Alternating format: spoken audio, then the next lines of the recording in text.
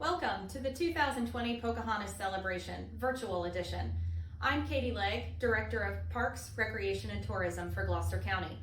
The first Pocahontas celebration was held in 1994 as a one-time event. 25 years later, it was reimagined and we held the first annual celebration in 2019. Last year's celebration included demonstrations of tribal dancing, an educational scavenger hunt for students, informative talks, displays, and more. But like everything this year, our celebration is different. We may not be celebrating in person, but we're pleased to bring you virtual content that educates, inspires, and fascinates. Gloucester County has a rich Virginia Indian history. More than 400 years before English settlers established Jamestown, where Wacomico, meaning place of leadership, had been an important Powhatan Indian town. As an archaeological site, where Wacomico was confirmed in 2002. Located on Purton Bay on the York River, where Wacomico was once private property and now belongs to the National Park Service. Through a grant partnership with the National Park Service, Gloucester County is in the final stages of installing a permanent exhibit on Where Wacomico in the Visitor Center, located inside the historic Court Circle on Main Street. Part of this exhibit can be seen behind me. In addition to Where Wacomico, Gloucester County is also home to the newest Virginia State Park, Machicomico State Park, located about 10 miles downriver from Where Wacomico. The park's name was chosen by Chief Stephen Atkins of the Chickahominy tribe. The word Machicomico means special meeting place. Machicomico was a base for Native American fishing, oystering, and hunting, and was settled by the English around 1639. In addition to hiking trails and camping facilities, the new park will include an interpretation center focused on the experiences and history of Virginia's Indian tribes. Machicomico will open soon. As you can tell, Gloucester County has a lot of exciting things happening, and we look forward to celebrating Pocahontas and the Virginia Indians in 2021 with a celebration that builds upon the success from last year, including more hands-on activities, demonstrations, discussions, and more. Until then, I invite you to watch the virtual celebration and safely visit the Gloucester Museum of History and Visitors Center to learn more. This series of videos will be available the entire month of November on local channel 48, but also on our website at gloucesterva.info/PR. I also encourage you to check out our partner, the Pocahontas Project, at pocahontasproject.org, a nonprofit whose mission is to use the power of the legacy of Pocahontas to inspire hope and purposeful action in a growing number of people around the world, collectively working towards a peaceful and sustainable future for all mankind. Thank you to our many partners that made the Pocahontas celebration possible, including Chief Ann Richardson of the Rappahannock Tribe, Gloucester Main Street Association, Gloucester County Public Schools, Beth Richardson and the Pocahontas Museum, Gloucester Arts on Main, the Fairfield Foundation, and so many others. Enjoy the program, and we hope to see you next year.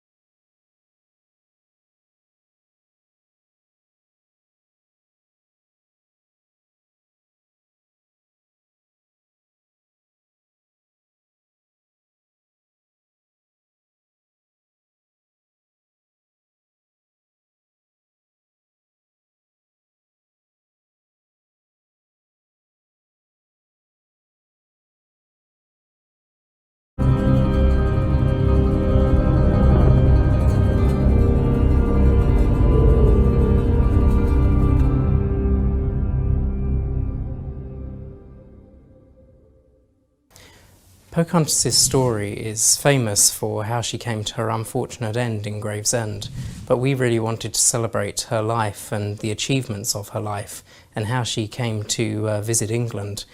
So on the 20th of June, we held our launch event on board the MV Balmoral, just off of the Gravesend pontoon, to really celebrate her coming ashore for the first time and her journey up into London and all the cultural links that she shared there. One of the key highlights of the Pocahontas 400 programme was having His Excellency the Ambassador of the United States of America visit Gravesend as part of the programme. It was actually the US ambassador's last official engagement in the United Kingdom before he moved on to his next job, so it was a real special honour to have him here. When the ambassador visited, we laid 21 red roses at the foot of the Pocahontas Memorial in Gravesend, commemorating the 21 years of her tragically short life. Throughout this programme, we've aimed to celebrate Pocahontas, and in celebrating her life, we encompass the key themes of peace and reconciliation. At the very heart of this programme was the celebration of young people and what young people bring to a town like Gravesend. Gravesend has a rich river heritage, and a river heritage that we need to be more proud of, and it's through this programme that we've been able to reconnect with young people and take them back, proving what a proud, rich river heritage we have here.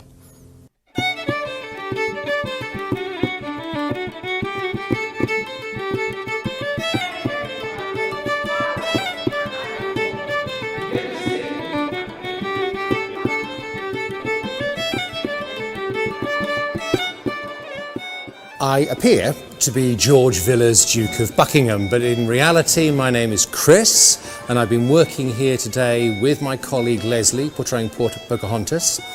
We both work for a company called Past Pleasures, who provide historical interpretation at sites all over the country and indeed other parts of the world as well. And today we're here in Gravesend telling the story of Pocahontas.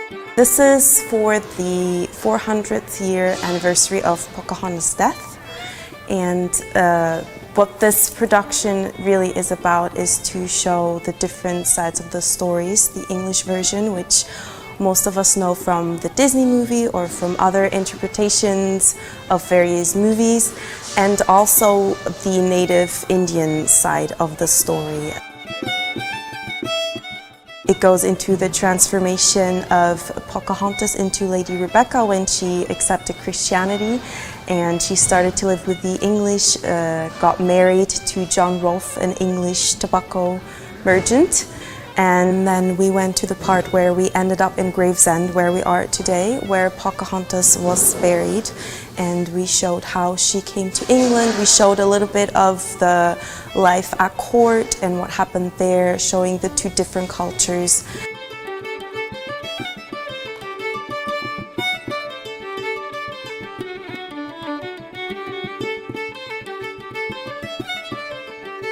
So by working with the children today, telling the different sides of the story and creating the world of Pocahontas, the Lady Rebecca Rolfe as she became, and this strange country that she came to from her native Virginia, we're hoping to give the children a little bit of understanding about where those stories came from and to understand the history of the town in which they grew up.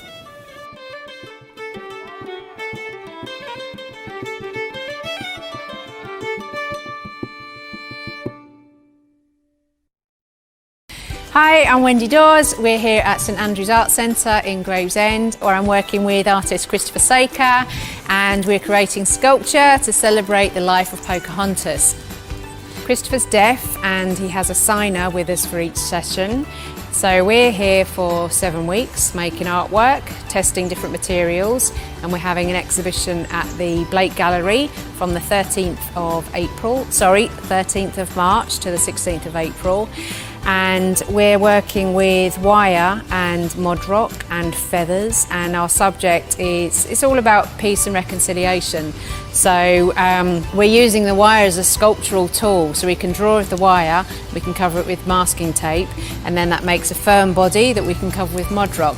But another reason to use it, it's very flexible, and for those that are perhaps less confident to draw, if you draw in wire, we can put it on the overhead projector, project it, all of a sudden you have something magical going on. So we're using acetate, so we're drawing our ideas on acetate, enlarging them, and that helps people who can't see very well.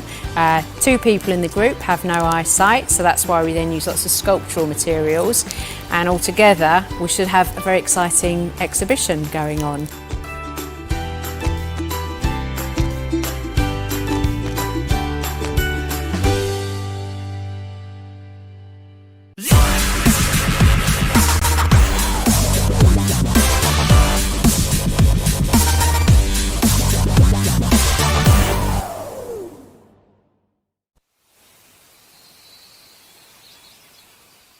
it was really good to be able to welcome so many people to all the different events that had been organised for Pocahontas 400 by both the council and by the church. And in church we had some fantastic talks by some really expert speakers. Among them was Malcolm Gascoigne from the University of East Anglia, who came and spoke to us about how the English became Americans. And that for me was a real highlight of all that happened during commemorations for Pocahontas 400.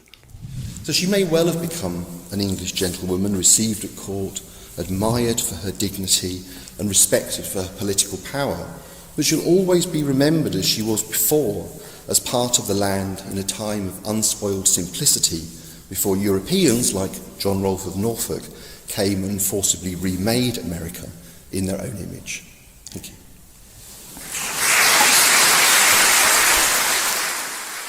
What a great day it was on March 21st. We were waiting here in church for the parade to wind its way through the town and to join us in the churchyard. And the bishop and I went out to meet the people who'd arrived.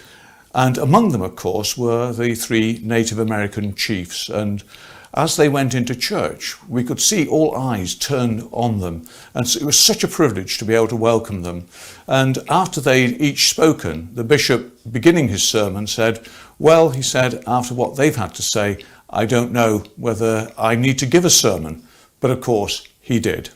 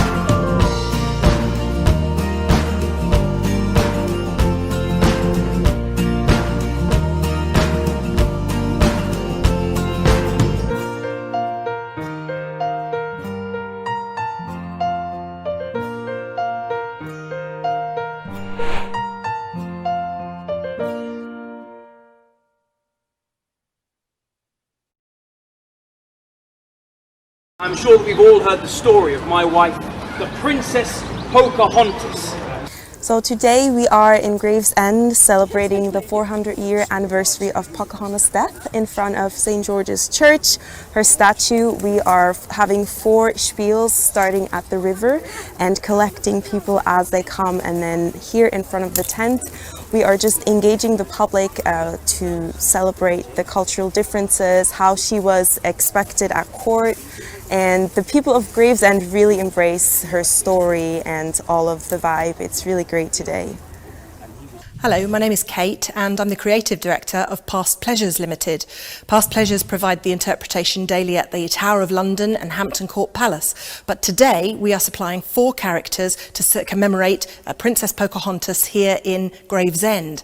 And we've devised an immersive piece of theatre that starts down by the Three Doors Public House, where the public are called together by a musician who is saying he is the landlord in 1617 of the Three Chuffs, as Three Doors was then. And then he leads them up the road to see the Princess Pocahontas, whom he has seen disembark from a ship and knows she's somewhere in the town. So playing and walking, he moves up the path, and en route they are interrupted by a rude adventurer who's going the other way, and the musician calls him to account and asks who he is, and at that stage all we know is he is a tobacco planter on his way back to the New World looking for his ship. But to us he just seems a slightly rude and burly man and asks if he can join in to see the princess. You are lucky they have forgiven you your trespass, sir, and you may join us. Oh, well, I thank you. Well, play on, minstrel, play on. And a little bit further up, coming out of the gorgeous columns, there are the Roman columns outside the Charter Market, we're interrupted again by the Duke of Buckingham, the King's best friend, and King James I, that is. And somebody asks, does that mean the King is here in Gravesend? Do you have royalty present here in Gravesend today? The king himself visits us at Gravesend. And the Duke explains, no, I'm here to meet another royal visitor, the Princess Pocahontas. And of course, that's where the group want to go too, so he agrees to ensure their behaviour's all right and take them round the corner. And then when we get round the corner, we find the Princess Pocahontas herself, but she is introduced as the Lady Rebecca Rolfe. Rebecca Rolfe. And our publican, who's standing in for the people of Gravesend, really, and being their medium to understanding what's going on, because he doesn't know either, says, but she doesn't look like a pagan princess from the New World. How dare you? Have you no manners at all? This fine English lady is indeed the Princess Pocahontas. So we're sort of, from that point onwards, looking at the story from the idea of perception and the idea that different people experience stories in different ways and hear different versions of the truth. And that's really what we think within Past Pleasures the story of Pocahontas is all about. It's people understanding that what you think you know about a story may not necessarily be the truth.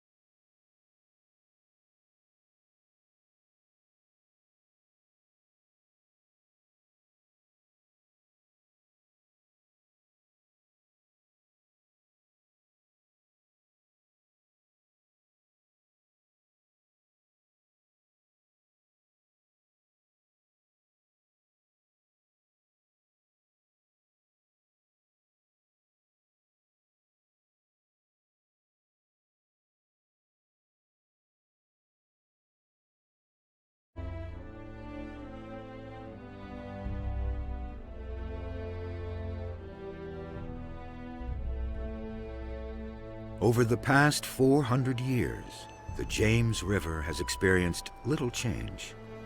A map published soon after 1607 shows only a slight difference in topography when compared to an aerial map from today.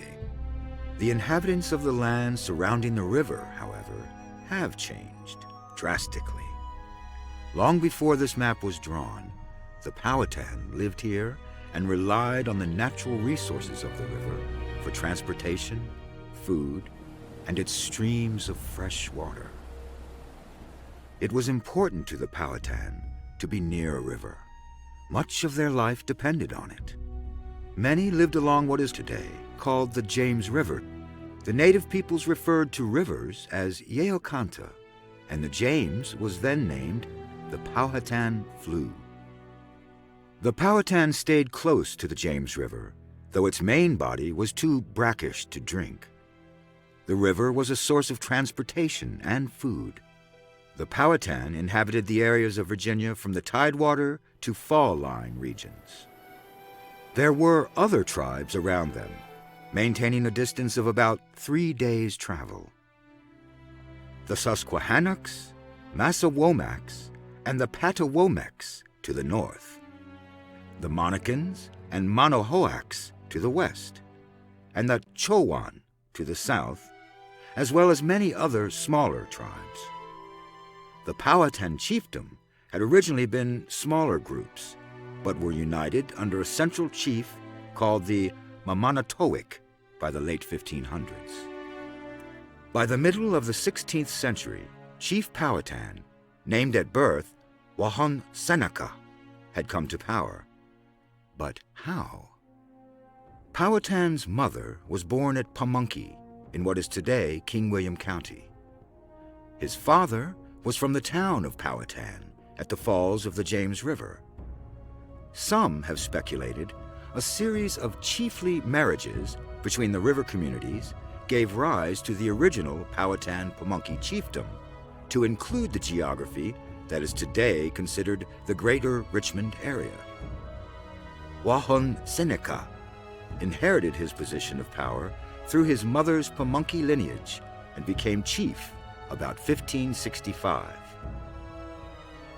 In some societies, lineage descent determines power, that a particular family holds the leadership of a community. For the matrilineal Powhatan, chiefly power always moved from mother to child, and then passing to each sibling according to birth order.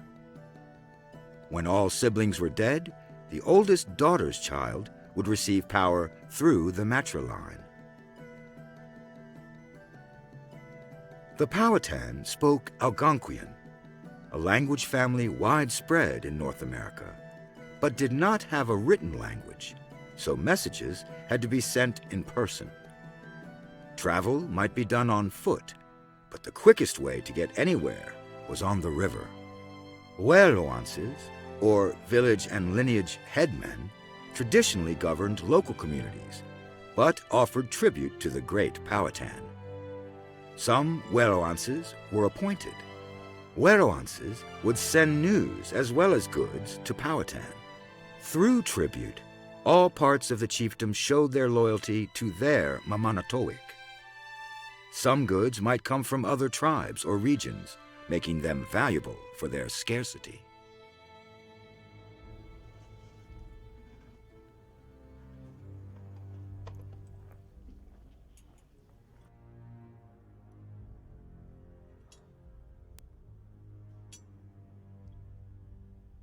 When Powhatan was home, he would have taken part in daily life. That life began every day with the river. Each morning, all the Powhatan Indian men would go down to the river to bathe, regardless of age or time of year. Paint, made of natural dyes and bear grease, would be removed and reapplied.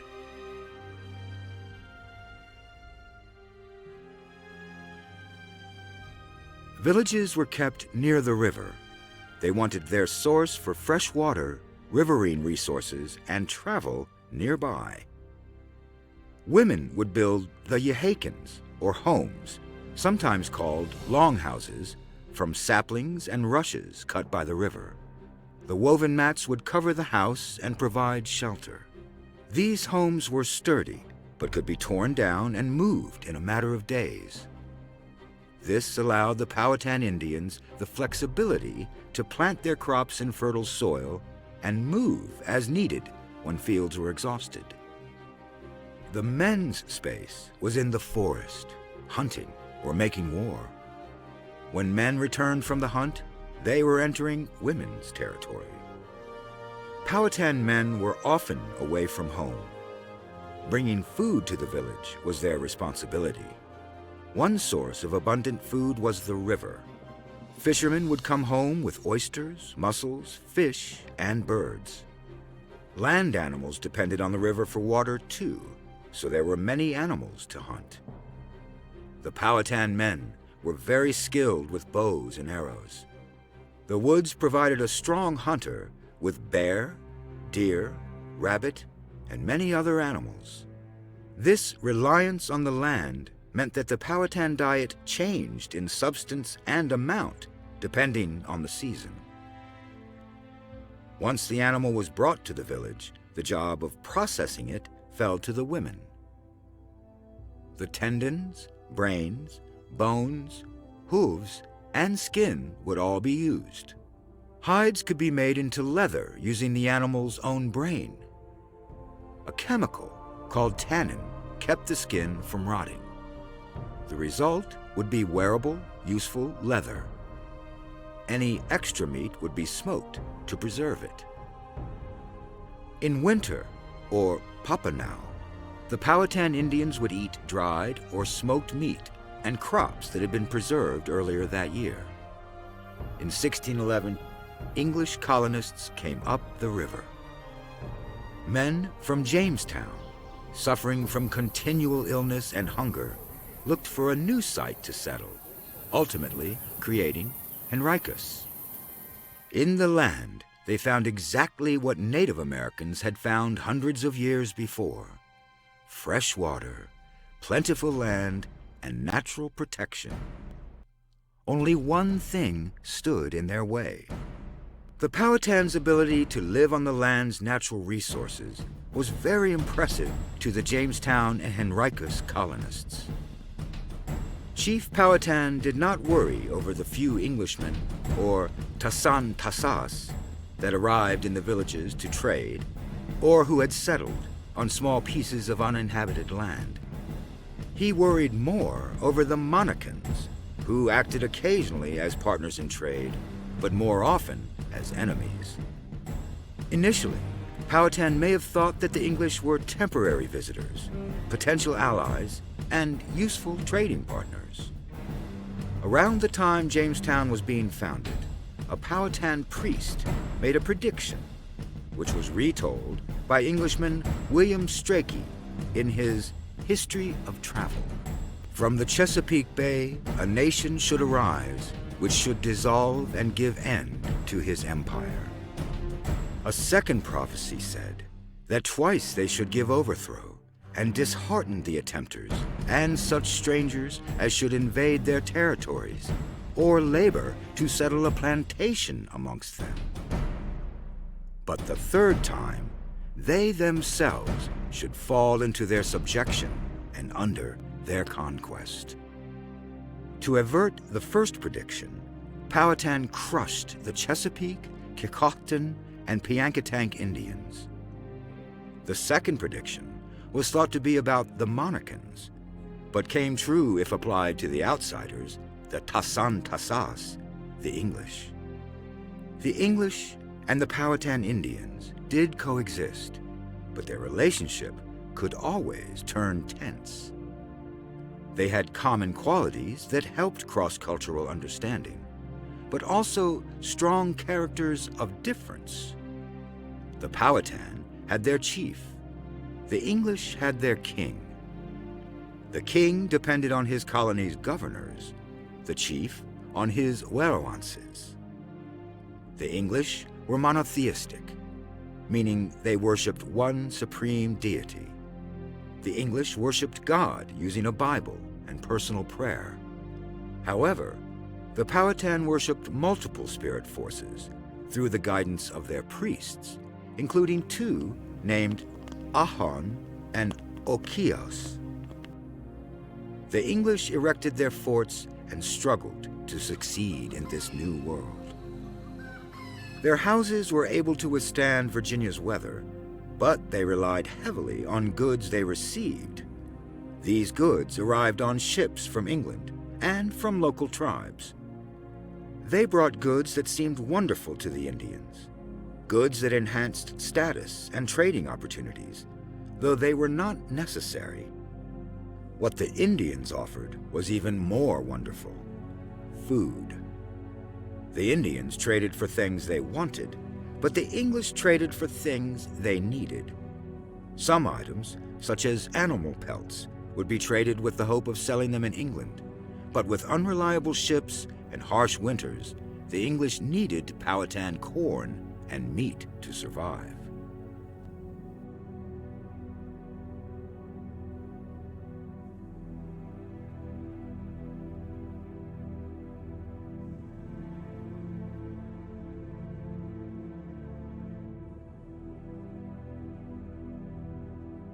The two cultures occasionally mingled. English men or boys lived with the Powhatan in order to learn their language and act as interpreters, and Powhatan boys were sent to the English. Prisoners were taken and sometimes assimilated into the new culture. One such prisoner was Pocahontas, daughter of Chief Powhatan. She was forced to live among the English and learned the language and customs. Pocahontas converted to Christianity and took the name Rebecca. She ultimately married the planter John Rolfe and visited England, where she died and was buried. Pocahontas became a popular connection between the two cultures. The English planted their settlements, expanded their croplands, particularly that of tobacco, and stayed, adding more people as ships kept arriving. Their continued growth edged the Powhatan out of their own territory. The Powhatan eventually realized fighting back was their only option. In 1618, Chief Powhatan died.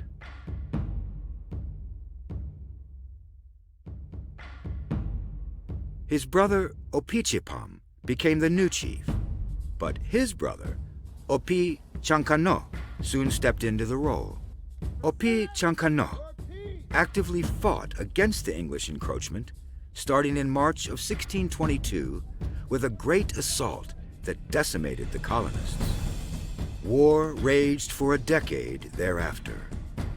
The people of the river continued to move, trying to live away from the English, but their lifestyle required land and access to the river's resources.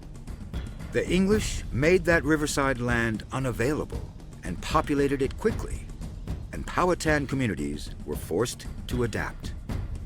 The Powhatan village of Erohatek, located near where Richmond is today, disappeared from historical documents shortly after the English arrived and established Henricus.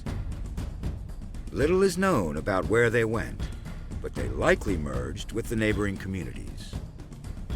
The 1600s, a time of exploration and colonization of Virginia for the English, saw the end of Native Americans' isolation from Europe. Disease, warfare, and enslavement followed, destroying indigenous people and their societies. Of the Powhatan people that survived, all were eventually assimilated into the English colony. The mighty James River that had brought them so many resources was also the waterway that the colonization of English-speaking America followed. Remarkably, even through 400 years of assimilation and changes, descendant communities of the Powhatan Indians remain today and are part of Virginia society. There are 2 reservations on the Mattaponi and Pamunkey Rivers, and the Commonwealth is home to 9 other state-recognized tribes.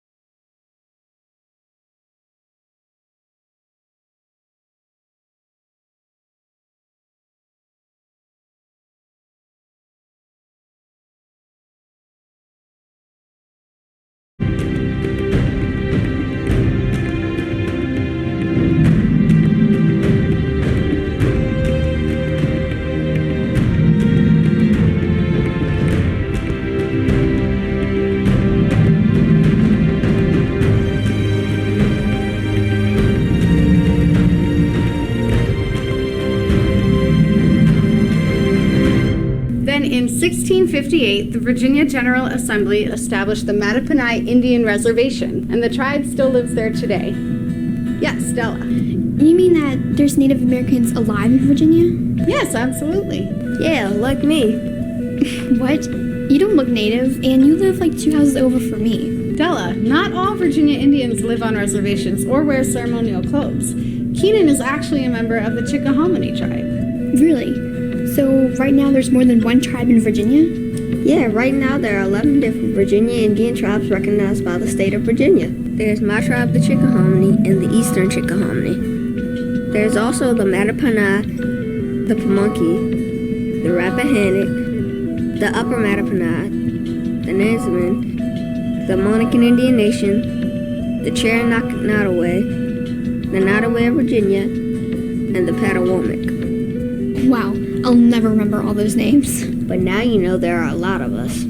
Okay, but aren't all the tribes pretty much the same? Well, even though all Virginia Indians have some similar beliefs and histories, each tribe has their own cultures and traditions. No two are the same.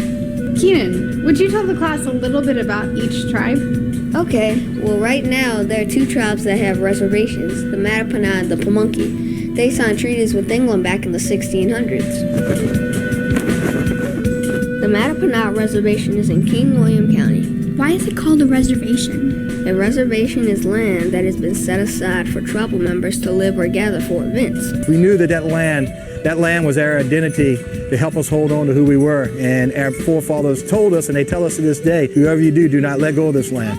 And we do not. Every year we have a powwow and we dance and we drum and it shows our traditions. I'm proud that we live here. On the reservation today, the Mattaponi tribe has houses, a church, a museum, a marine science center, and even a fish hatchery. What's a fish hatchery? It's a building where people raise fish. The Mattaponi raise American shad, and they also tag fish, watch the water quality, and work with schools and other people in the area to keep the water clean and healthy. Sounds like a lot of work. It is, but raising shad is important to the Mattaponi because their ancestors used the fish as one of the main things they ate. The Pamunkey work hard to keep a fish hatchery on their reservation too. The Pamunkey tribe also raises shad in King William County. With our hatchery, we milk the male shad and squeeze the eggs out of the female shad, mix them together, and then they grow in the hatchery until they're big enough, and we shoot them back out in the river because they have become endangered, the American shad. So that's why the hatchery, but always the fishing. We're modernized now, but we never forgot what we had learned by our ancestors. The Pamunkey Reservation also has a museum, which has examples of one of the tribe's oldest traditions, pottery. They still make pottery? Yeah, the Pamunkey have started a pottery school, and they try to fix ancient pots made by their ancestors. We get our clay right from the river, and we process it so it's ready. Then there's temper and that put into the clay so it'll be fired. Still today, our pottery will last in a fire pit for 50 years or more. How long have the Pamunkey been making pottery? No one knows when they started, but it was a long time before Jamestown was built. If you didn't have plastic baggies or containers, then you needed to make your own containers. These pots were very beautiful and practical. That's right, but no matter what the Pamunkey Indians made, it was always here in Virginia. We've never migrated or never relocated anywhere, and we've always been here, and we live on our ancestral grounds today just like we did thousands of years ago. When the colonists came from England, the Pamunkey were one of the most powerful tribes in the Powhatan Alliance. What was the Powhatan Alliance? The alliance was made up of many tribes that lived in the area around Jamestown. This alliance was led by Powhatan, the father of Pocahontas. Yeah, I've heard Pocahontas. Right. And Powhatan lived most of the year in a place called Werowocomo along the York River. Werowinds means chief, and Kamoka means settlement. Another important tribe that was allied with Powhatan was my tribe, the Chickahominy. When Jamestown was first built, the tribe lived close by at the mouth of the Chickahominy River, but now most of them live around Charles City County. When the settlers arrived, they were greeted by upwards of 35 tribes who were indigenous to this area. Among them were the Chickahominy Indians. Did those tribes try to kick out the settlers because they live so close?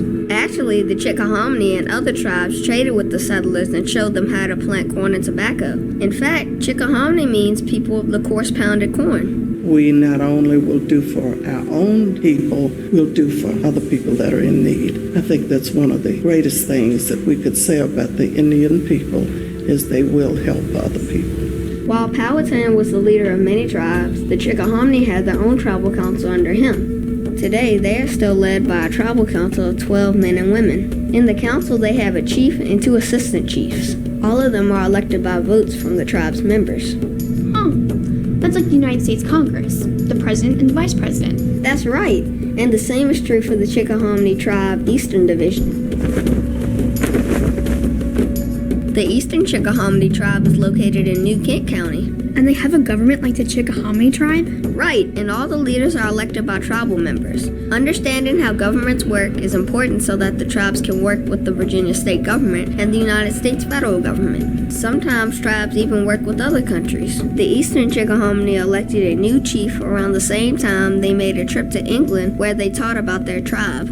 My cousin stepped up as the chief of the tribe, and he resigned, and that's where I picked it up. My first trip to England was the first time I was a chief.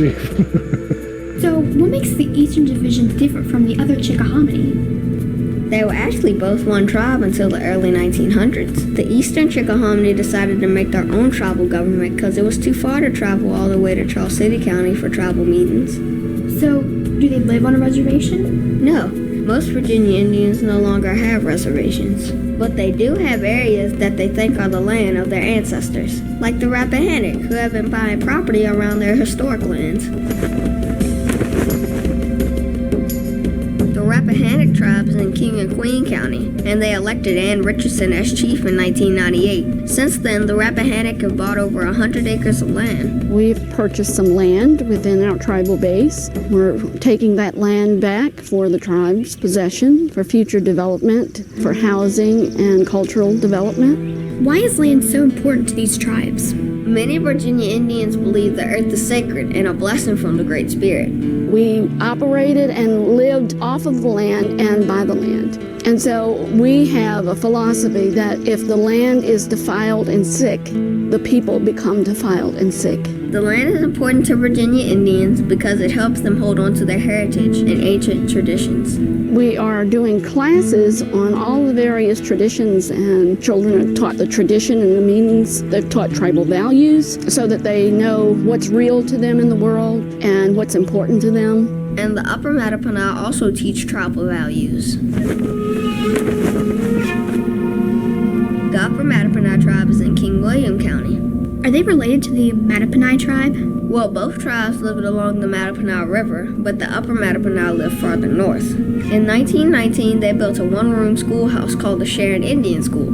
In the 1960s, because of the Civil Rights Movement, Virginia Indians were allowed to go to Virginia public schools.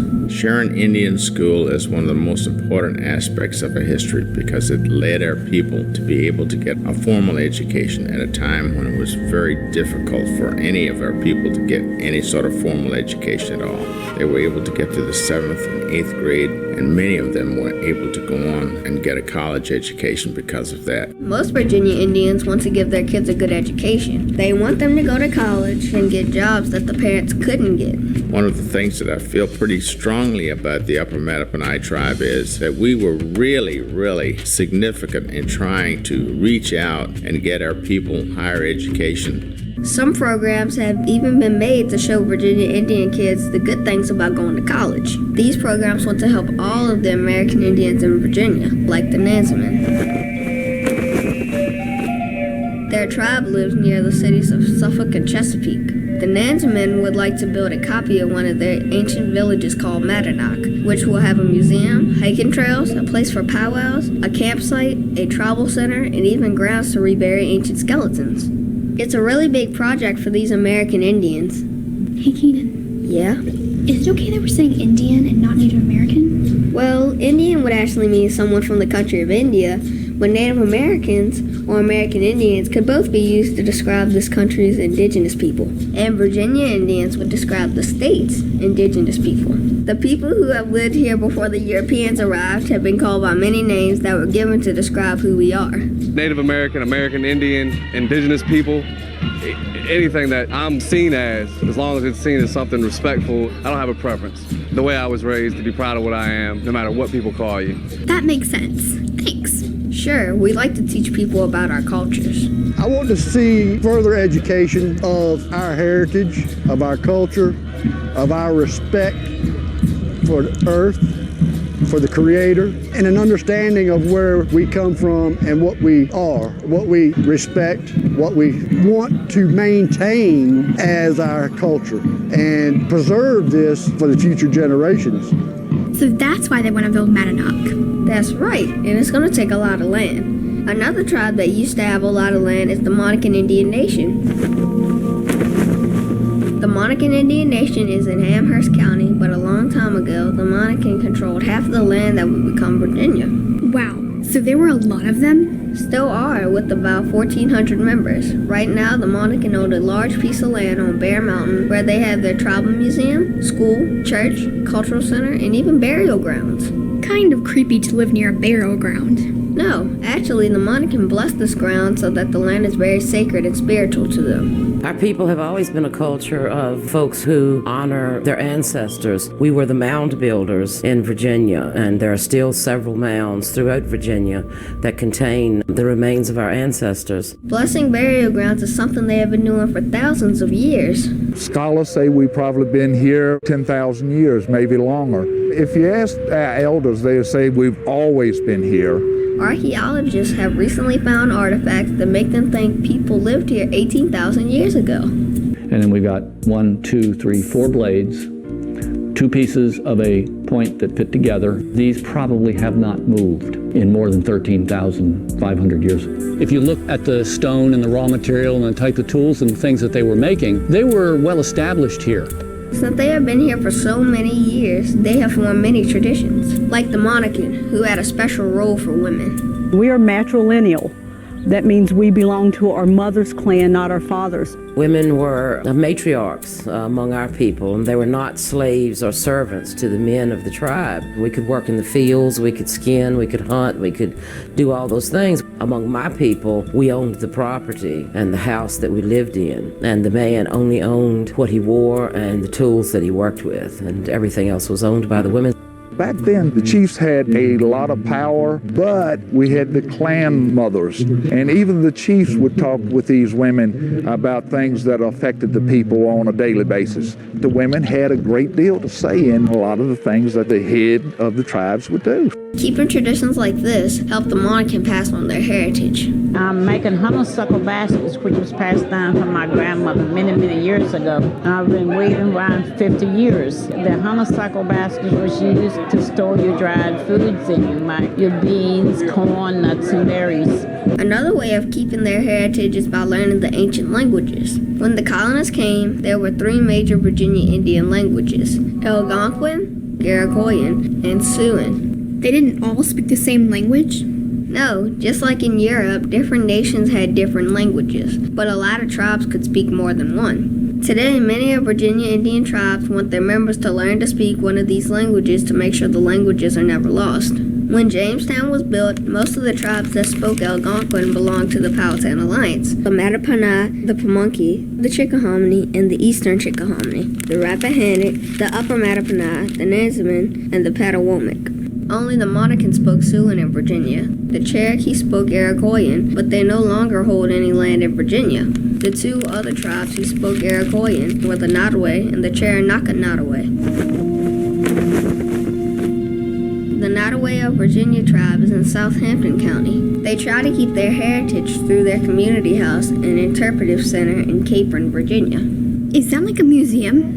There is a museum, but people who teach, tell stories, make crafts, do art, and put on shows all use the buildings and grounds. Historians have written about our tribe, but none of them have lived here, so the community house gives us the opportunity to tell our story in our own words. Man, you're right, Keenan. These tribes really are different. Through time, every tribe has its own unique challenges that make it evolve in its own unique way. And another tribe that has changed over time is the Cherokee tribe, which is also in Southampton County. Here they still learn to speak their ancient language. We were blessed in this great commonwealth with 3 linguistic groups of tribes: the Algonquin speakers, the Siouan speakers, and the Iroquois speakers. We are Iroquois speakers. In our tribal language, again, we say, Pocahontas, Iisanki, Laskahi, Creator, my heart sees. Pocahontas, Iisanki, Tarahanta, Creator, my heart hears. But most importantly, we say, Pocahontas, Iisanki, Baswika, my heart speaks. While the Nottoway of Virginia, the Cherokee Nottoway, and the Patawomac tribes have been around a long time, they weren't actually recognized as Virginia tribes until 2010. What does that mean? All 11 tribes of the state had to ask to be recognized as an Indian nation by the Virginia state government. The Patawomac tribe is one of the recently state-recognized tribes. The Patawomac tribe is in Stafford County, and they were part of the Powhatan Alliance. So if they were in the Powhatan Alliance, they spoke Algonquin? Uh-huh. The Patawomac worked very hard to teach Algonquin and even have classes for anyone who wants to learn the language.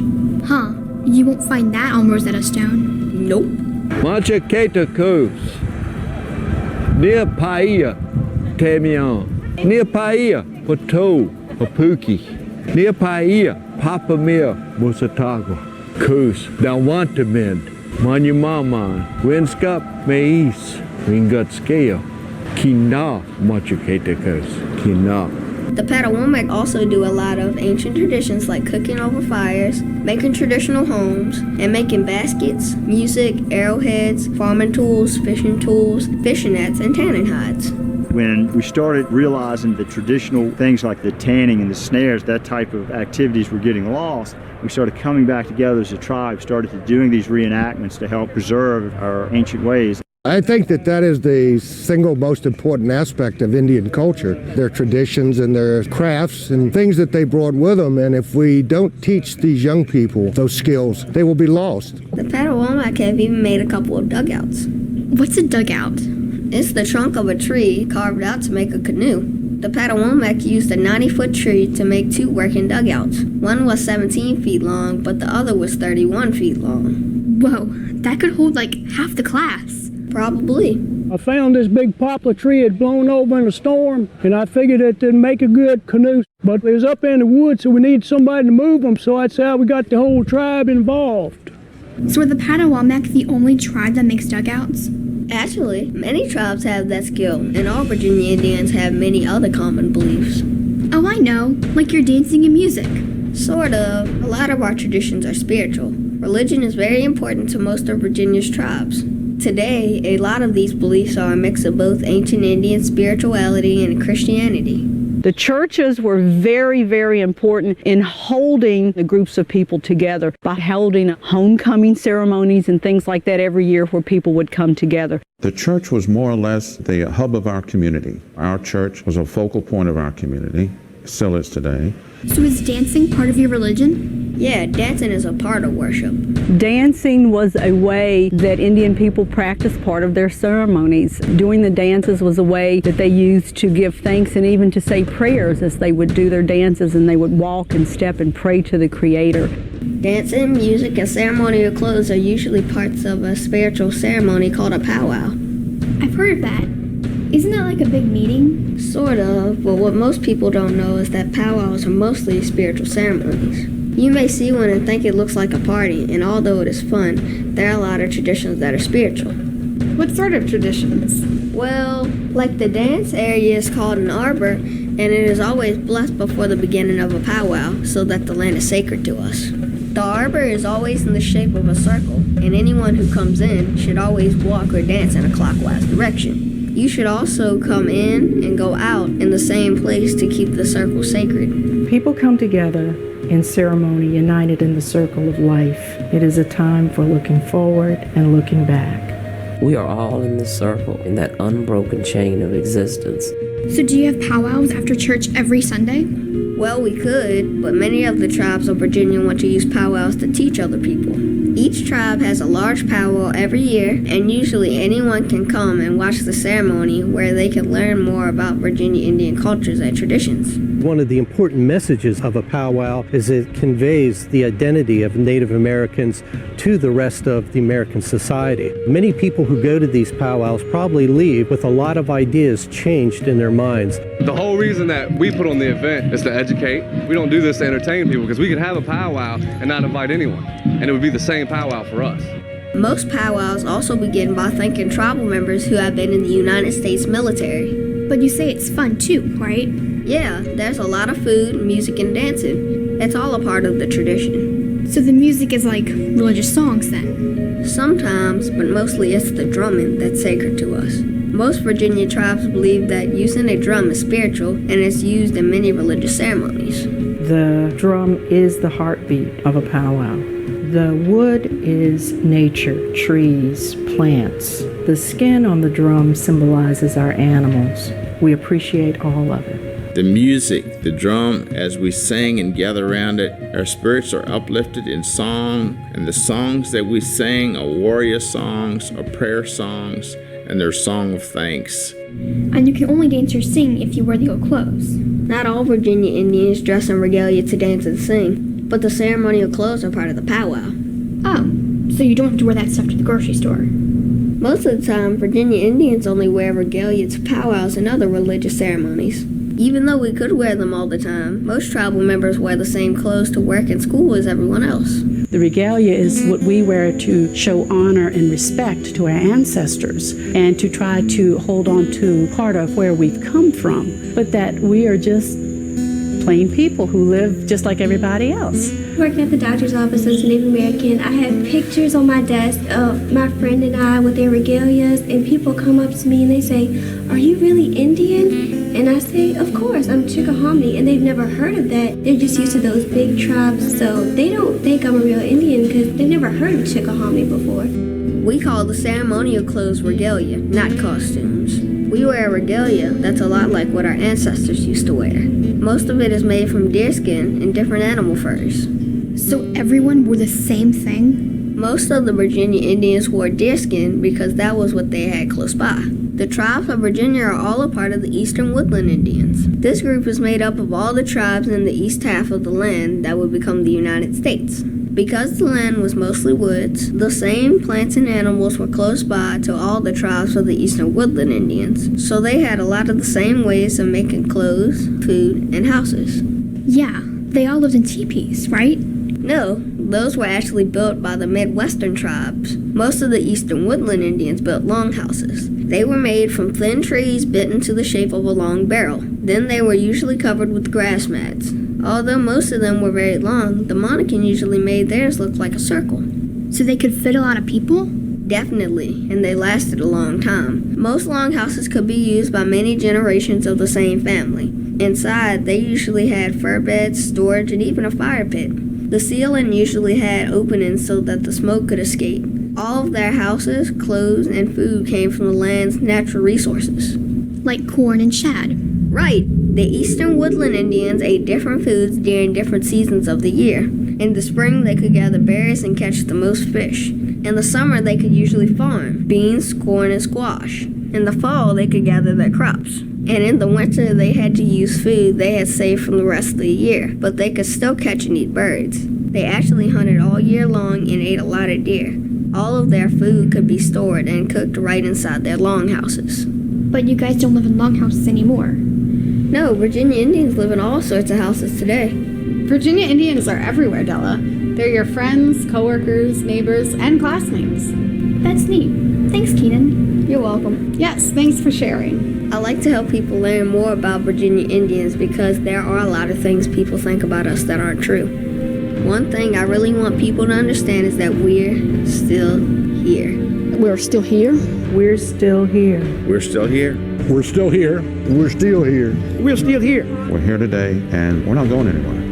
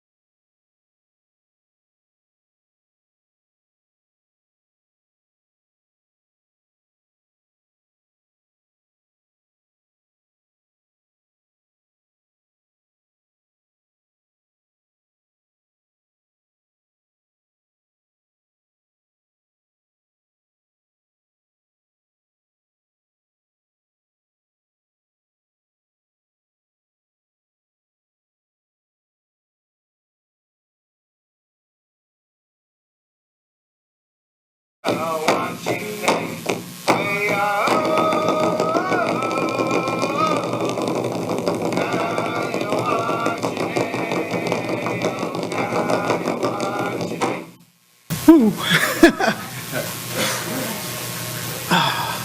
What a day. Sorry for the emotions. It's been a long time coming. I've often said there's never a wrong time to do the right thing. The right thing occurred. We persevered through times when it looked like this wasn't going to happen. And it surely did happen. But I'm standing here today on the shoulders of my ancestors. Today brings honor to my forebears. It brings dignity and respect to us who are living today. And it brings hope for generations yet unborn. Interior has a special relationship with the tribes from 1849 onward. My job is to make sure that the tribes are sovereign, that sovereignty means something, that the destiny of every nation is theirs to decide. And lastly, in many ways, is to get the government out of the way so the tribes can decide. This is a good day. And this ends up being the correct time and place for this recognition.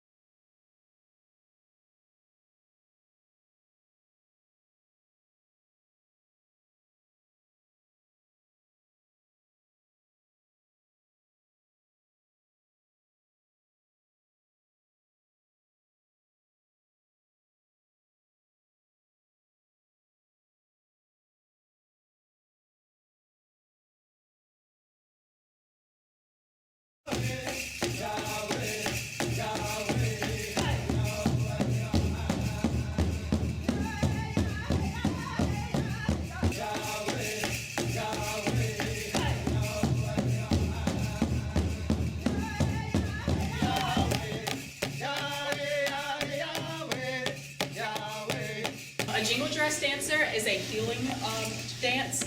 So for us, whenever somebody is sick, somebody is no longer to dance, or somebody just needs prayer over, they ask the jingle dress dancers to go out and pray over them while they're dancing. I'm a contemporary style jingle dress dancer, so my regalia is obviously all sequins, so I'm very bright, I'm vibrant. My footwork is a lot different than old style jingle dress dancers, so I cross my feet, I go backwards, I turn in circles.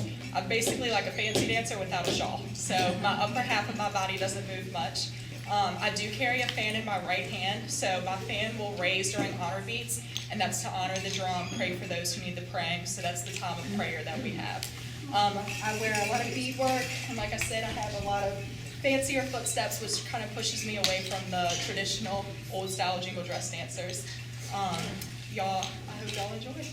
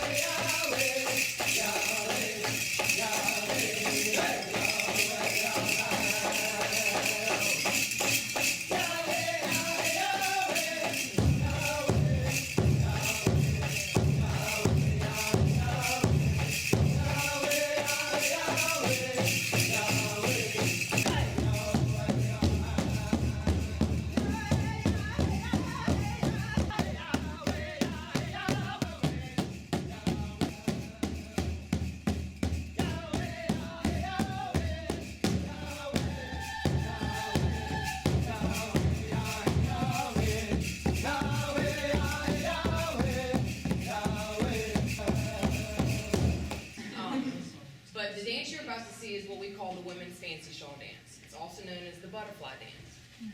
This is a more contemporary style dance. It's originated out west back in the 1950s. Over time, it made its way to the East Coast side. As you can see, it's going to be a little bit different style shawl dance versus the one that I just did. This is the women's fancy dance, which is more fancy footwork, brighter colors. We're graceful, we float like a butterfly. Unlike the women's traditional dances that wear their shawl on their arm and they're more graceful, close to the ground, one with earth. So this style, again, I hope y'all enjoy the women's fancy shawl butterfly dance.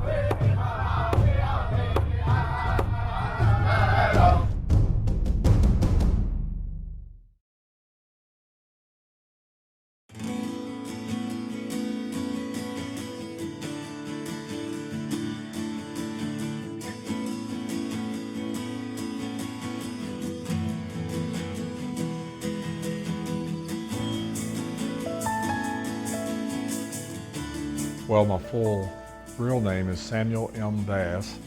My Native American name is Flying Eagle. I was born in Portsmouth, Virginia, and in 1948. So I'm now 70 years young, and I'm a chief of the Nansemond Indian Nation and quite proud and honored. The community and the lodge that we have is on 1001 Pembroke Lane, Suffolk, Virginia. We have been here since 2013.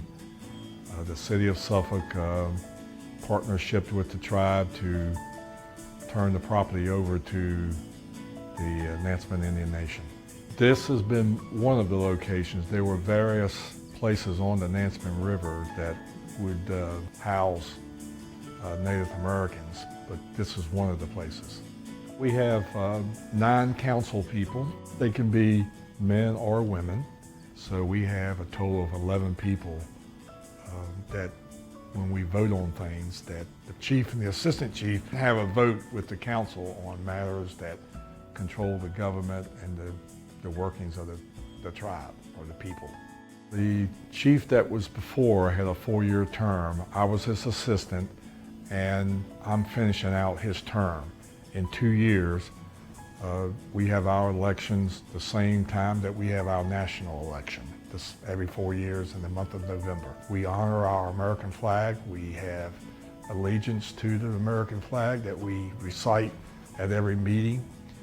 When we have what we call a powwow, which is a Native American celebration, we give honor to our veterans, who we're very proud of. Probably a great task for a chief is to be a peacemaker.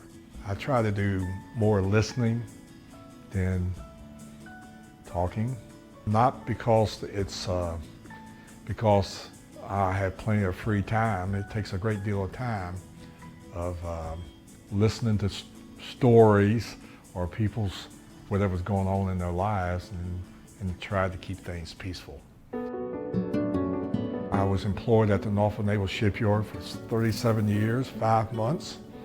Spending 37 and a half of my years of my life there, I learned things about managing people. So all those factors, I would say, rolled into learning some people skills and failing many times, but yet learning from the failures to just keep moving on. We have a powwow annually, which is a Native American celebration of not just all Native Americans, but also we share it with the community and other communities, even out of state, and other Indian tribes. We hold it right here at Mananock Town and located off the Nansemond River. So we consider this our home, and it's a very sacred event also. We have a dancing ring.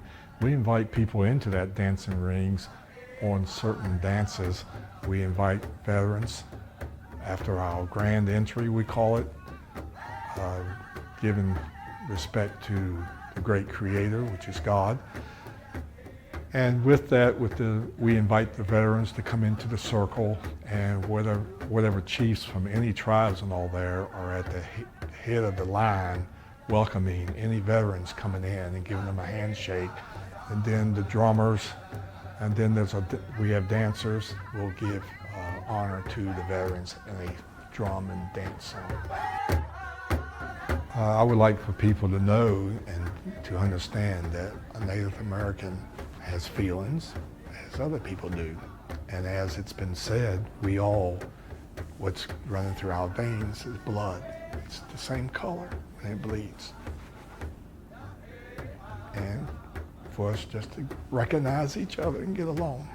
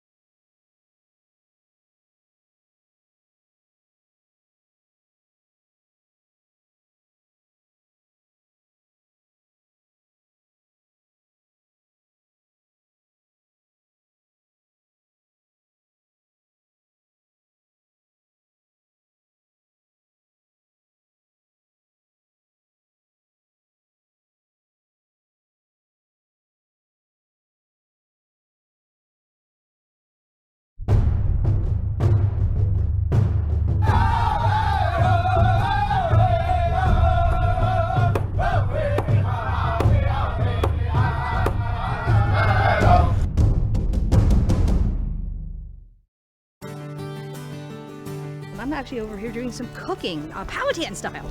The Powhatan used many methods of cooking. You can notice we actually have a pot of soup going. It's got clams, it's got string beans, dried mulberries, a little bit of hominy, which is a nice corn product, along with some lamb's quarters, a curious little plant that grows around here. That's a tiny little grain. It's a little like quinoa. That's in there as well, along with some nice fresh clams. Speaking of clams, we are actually roasting some clams by the fire, along with some corn and some squash. And that duck is slowly being turned on the spit. So we have all of these different kinds of cooking, radiant cooking, soup cooking. We're doing some roasting as well, all different kinds of things. The number one way of preserving food for the Powhatan is to smoke their food as well. You can smoke your fish and your meat. You can even smoke vegetables. So the Powhatan had many, many, many methods of cooking. If you didn't hunt it, fish for it, grow it, or forage for it, it's not going in your stomach. So that is what you need to do if you're a Powhatan. Who would cook the food if you're a Powhatan? Both men and women knew how to cook. And of course, if you're a child, you want to make sure you learn how to do these things. Because someday, when you're a parent, you're going to have to teach your children how to do this. How to roast your food. How to make soup out of anything that you can find that you can eat. Especially in the times of year when you may not have a whole lot of food. And most importantly, learning how to smoke your food as well, because you are very much involved in the process of making your family's meals.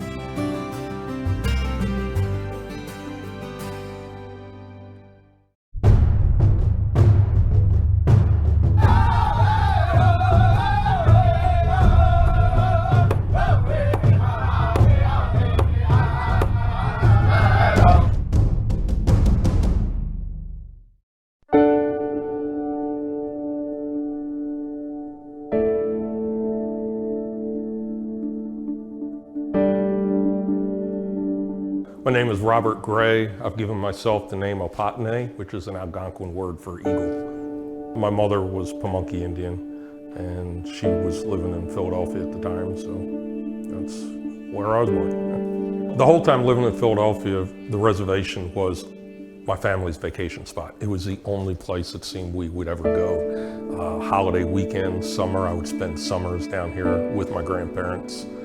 And so after I graduated high school, I joined the Air Force and spent about 10 years out in Arkansas.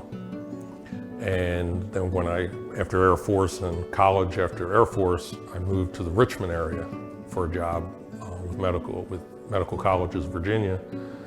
Lived in the Richmond, Henrico area, and within a couple years, moved into a home on the reservation with my wife. Growing up as a child, I enjoyed coming down to the reservation. I never did like the city. Coming down here to the reservation was, at the time it was dirt roads, just walk around in shorts, no shirt, barefoot. Come down here to spend the summer, and we were sent down on the supposed pretense of helping my grandmother in her garden, which we did, and working around the house and doing chores and such.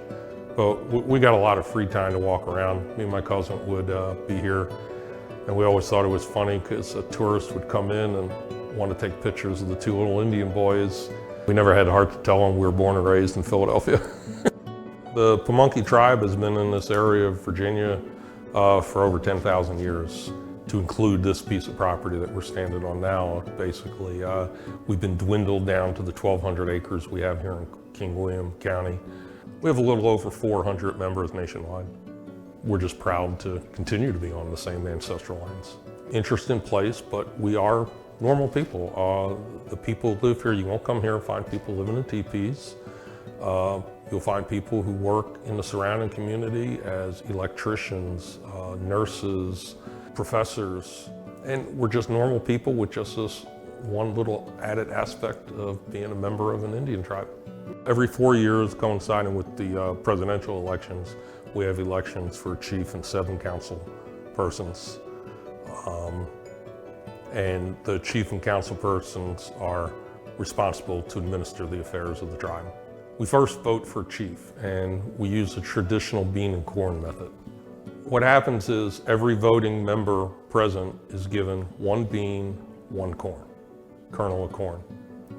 And we vote, each person is voted on individually, and the members cast a bean or a corn. A corn is yay, a bean is nay. Let's say there was 2 people running for chief. You first The first person you pass and see how many corns and beans he gets. Then you distribute a corn and bean to everyone again, and they do the same thing for the next person. The person with the most number of corn, which are the yeas, as long as they have a majority of the voting members, they are elected. For council, we do basically the same thing, where if we had 10 people running for 7 council seats, the 7 people with the most corn would be elected council. I want our tribal members to be successful and to have their, right off the bat, to have their basic needs taken care of, and this is nationwide. That's our first priority. Second priority is just taking care of our land here and possibly gathering more land, but taking care of our land. You know, educating our tribal members. Back in the 20s and 30s, when it wasn't that great to be an Indian in Virginia, so many people migrated back. Well, now we're into their grandchildren or great-grandchildren. I would love for these people to have the opportunity to move back to this area if they wanted to. Participate in tribal affairs, take advantage of tribal programs that we are working to establish. That would be a fantastic thing.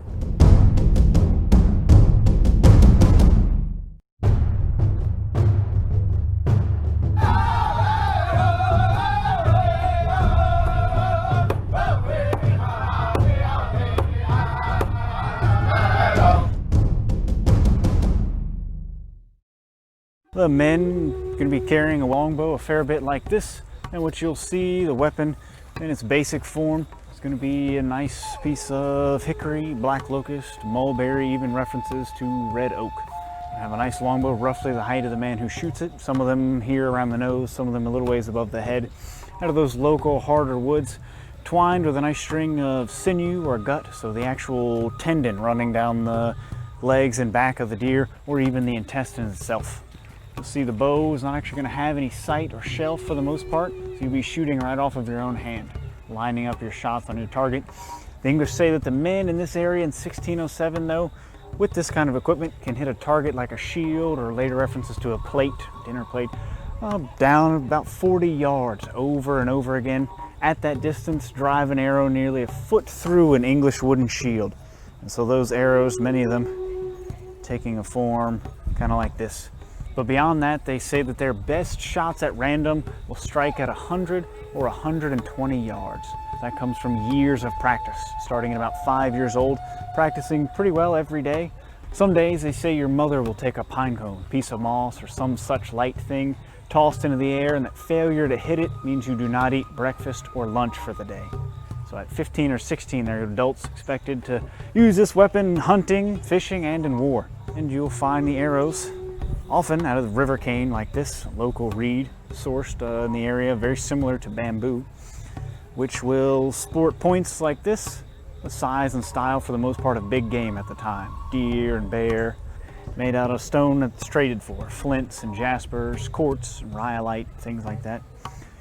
Fixed on, and then you also find the river cane allows you this, interchangeable and replaceable points and shafts. And so their arrows and bows will be made and maintained by them. And the advantage, something like this, is instead of my point or my arrow possibly breaking in the field and becoming worthless, I may get years of use if I'm lucky out of this arrow, because the point itself can be lost or broken, the arrow surviving. Also means I can change the style of my points, hunt, fight, do as I please, with only a handful of arrows if I choose to. So the basics of the arrows: wood or cane shafts, a nice notch for the bowstring itself, and then sets of 2 or 3 turkey feathers, which must curve in the same angle, the same direction, and have the same distance between them. Causes it either one, to rotate nice and slowly, sort of guiding the arrow, or to spin nice and rapid, allowing it to fly nice and accurately, even work its way through the wind at distance, and especially to twist its way through your target so the whole thing spins in flight.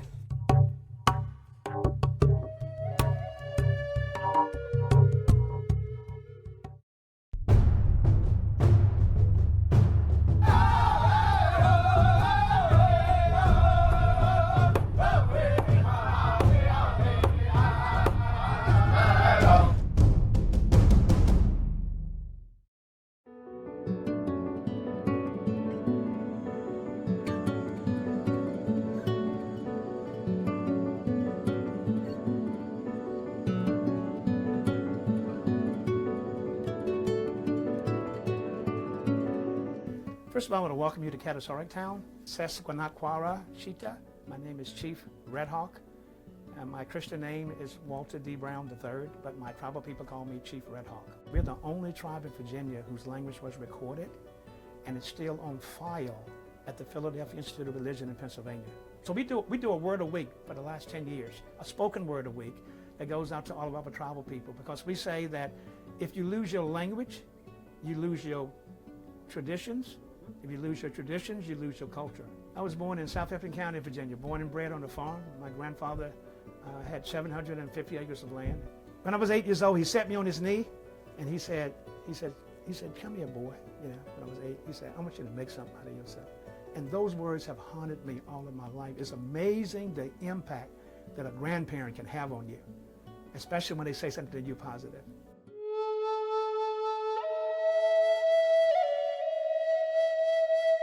The name of the tribe is Cherowin-Haka Nottoway Indian Tribe. Cherowin-Haka is actually the true name of the Nottoway. Nottoway is a derogatory name given to us by the Algonquin speakers of the Powhatan Confederation. It means snake, it means adder. We have a little over 400, but about maybe 270 are active that actually get involved. You can't come and say, well, I'm Cherowin-Haka Nottoway. You actually have to do a paper trail, and that paper trail has to show your genealogy going back to an ethnohistoric Cherowin-Haka Nottoway Indian surname. Our tribal government is set up with council members. From a historical point of view, they are called chief men. We have 9 council members that actually run the government of the tribe, okay? And I'm the chairperson for the council, the chief and the chairperson for the council. And the council is the representative. They represent the tribal government in accordance with our constitution and bylaws, which was ratified in 2006, which is listed on our website. So I have a super council. And as you can see, were it not, we wouldn't have this. We wouldn't have 263 acres of tribal land, because in 2002, we didn't have anything. We didn't have any land. Now think that we are the second largest landowner of any tribe in Virginia, okay? But the most important thing about the Cherowin-Haka Nottoway Indian tribe is that we're the only tribe in the state of Virginia who actually had a mandated gubernatorial census that actual names were given to our people. We're trying to let people know that we're here. And I keep saying that, we're here. And we didn't come in on the canoe. Normally I go into the schools and talk to kids. They say, Chief Red Hawk, where's your canoe? I said, well, we didn't come in on a canoe, but I have a car out there that I'm driving, you know? And what we wear as Iroquois people is called a gustowa. And I have 3 feathers in mine, okay? It's called a gustowa. Okay? That's our headpiece. It's an Iroquois gustowa, which represents the chief. My tribal council members wear one also, but normally they have 1 feather. What I'm wearing is Akia Ohoneg. Akia Ohoneg. Akia is deer, Ohoneg is skin. So I'm wearing deer skin. And I'm wearing a purple sash. Well, why are you wearing a purple sash, Chief Red Hawk? Well, during the French and Indian War, Thomas Jefferson, there were 5 of our native warriors that went to Fort Dunkirk with him and fought in the French and Indian War. And when they were mustered out, they were given a purple suit of clothes. Well, why? Because at that time, royalty was purple. We were still under the command of the English, okay? So I wear that from a traditional point of view so people will know. I have this belt on here, this Constable's bag. This was gifted to me by Chief George White Wolf of the Monacan tribe. He danced this bag in front of the Queen of England. We want to see the tribe to be federal recognized because in our opinion, we are already federal recognized. Then we want to get up on that 3.6 acres on the front, a Cherowin-Haka Nottoway Indian Culture Center and Museum, about 4,800 square foot. So we can put in a tribal gift shop, we can have offices, we can put have a place for all of our archives, points and scrapers and stuff like that, you know. Then behind that, on the same lot, we want to put up a wellness center and a non-denominational worship center. It'll be a dream come true.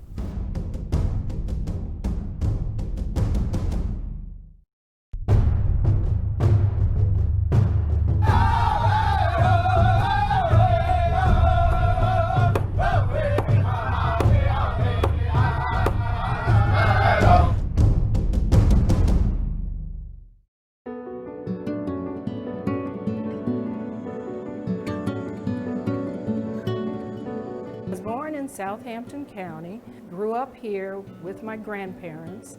My parents died when I was very, very young, so Mom and Dad were really my grandparents.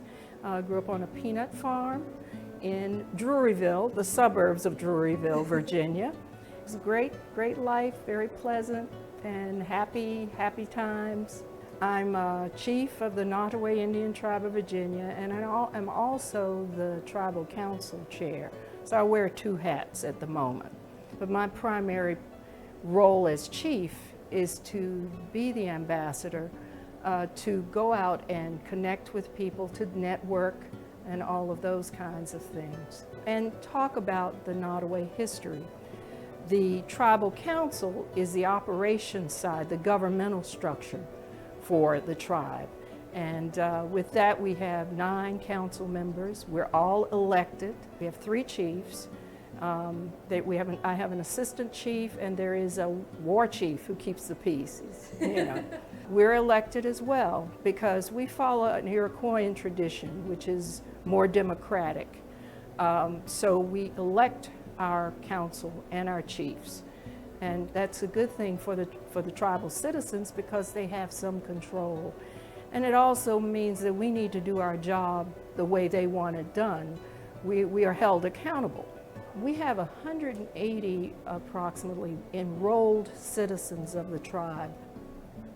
We have a citizenship genealogy committee that reviews all of your paperwork. They present their report to council. Council votes.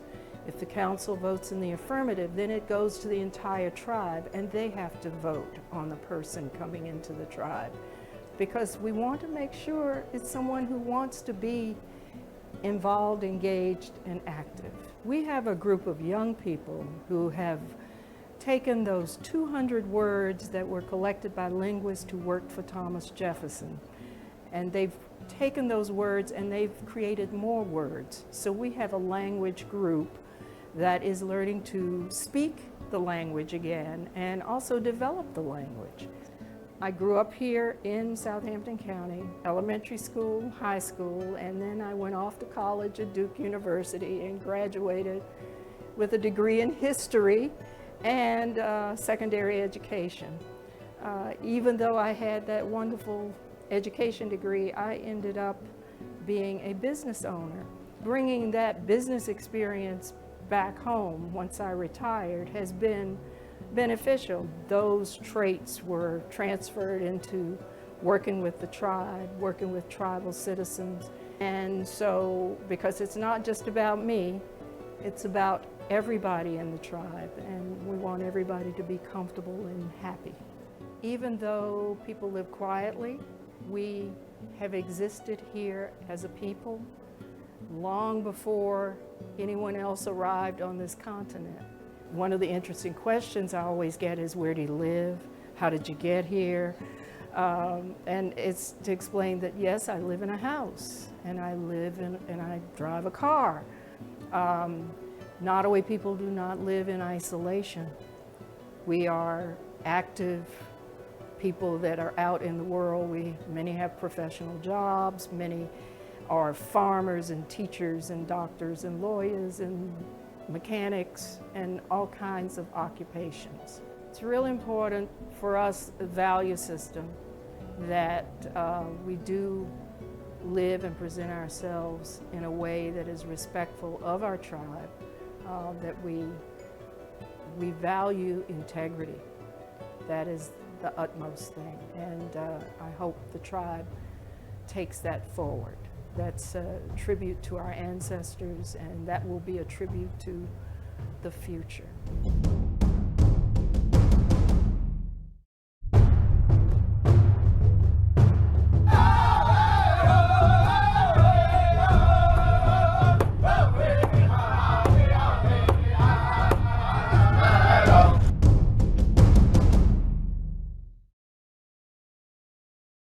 Kenneth Franklin Adams.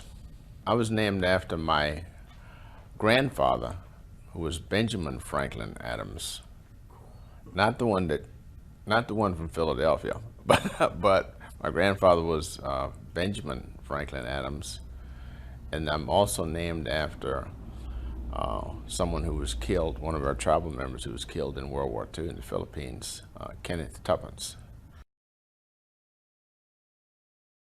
I was born in King William County, Virginia in 1947. I am part of the Upper Mattaponi Indian tribe. Both of my parents grew up in King William County, Virginia. They're both full-blood Upper Mattaponi. My mother had 10 children, and I'm number 8 out of the 10. You know, when you grew up in King William County in the 50s and 60s, you dealt with some hard times. And our parents dealt with some hard times. And all of the parents and all the families in this community dealt with some hard times. I remember having to go to the outhouse when duty called. We didn't have electricity in our house until I was about 15 years old. So that didn't make life in itself difficult, but it was a part of it. I started here in 1953 in this room we're standing in right now. Mrs. Hill was our school teacher. There were 4 of us that she taught at the same time. And one of the amazing things about this particular classroom is that when one class, Mrs. Hill would spend about 15 minutes with each class, and then she'd go to the next one, the 2nd grade, the 3rd grade.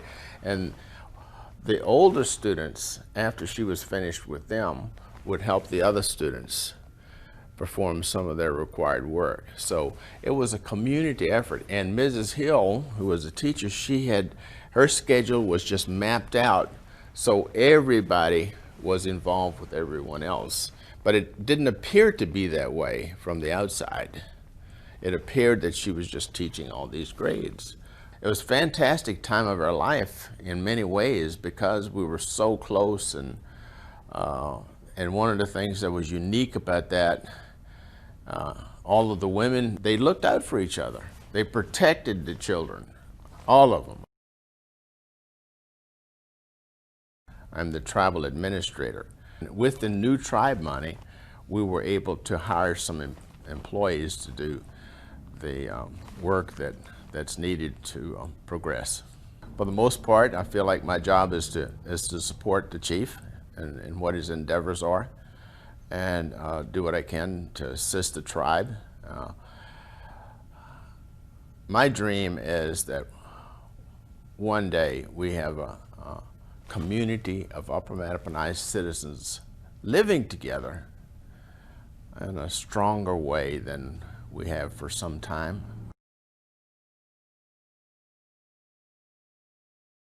Well, some people think, well, we still live in, they never say wigwams here.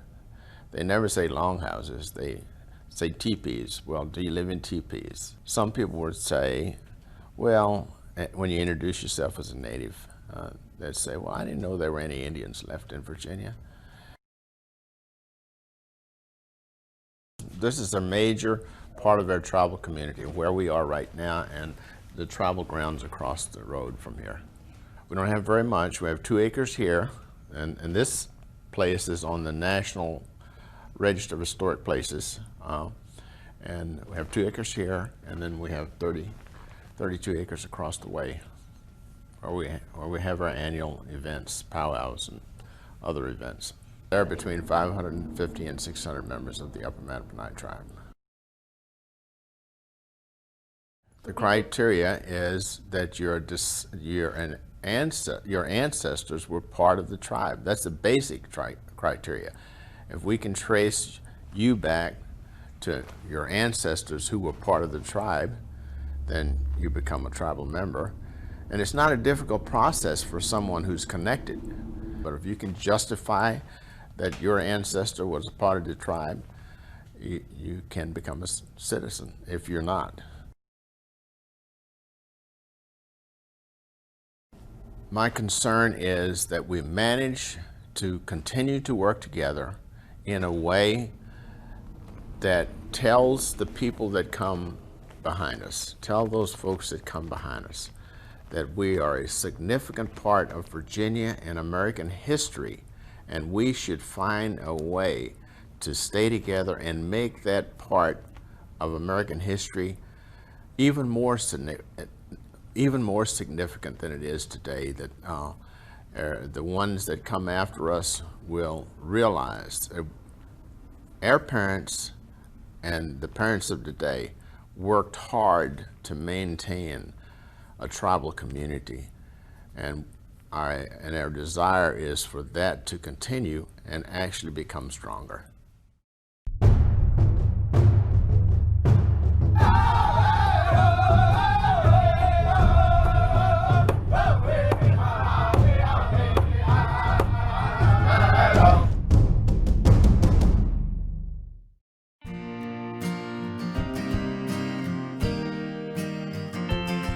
Right here in New Kent County, delivered at home.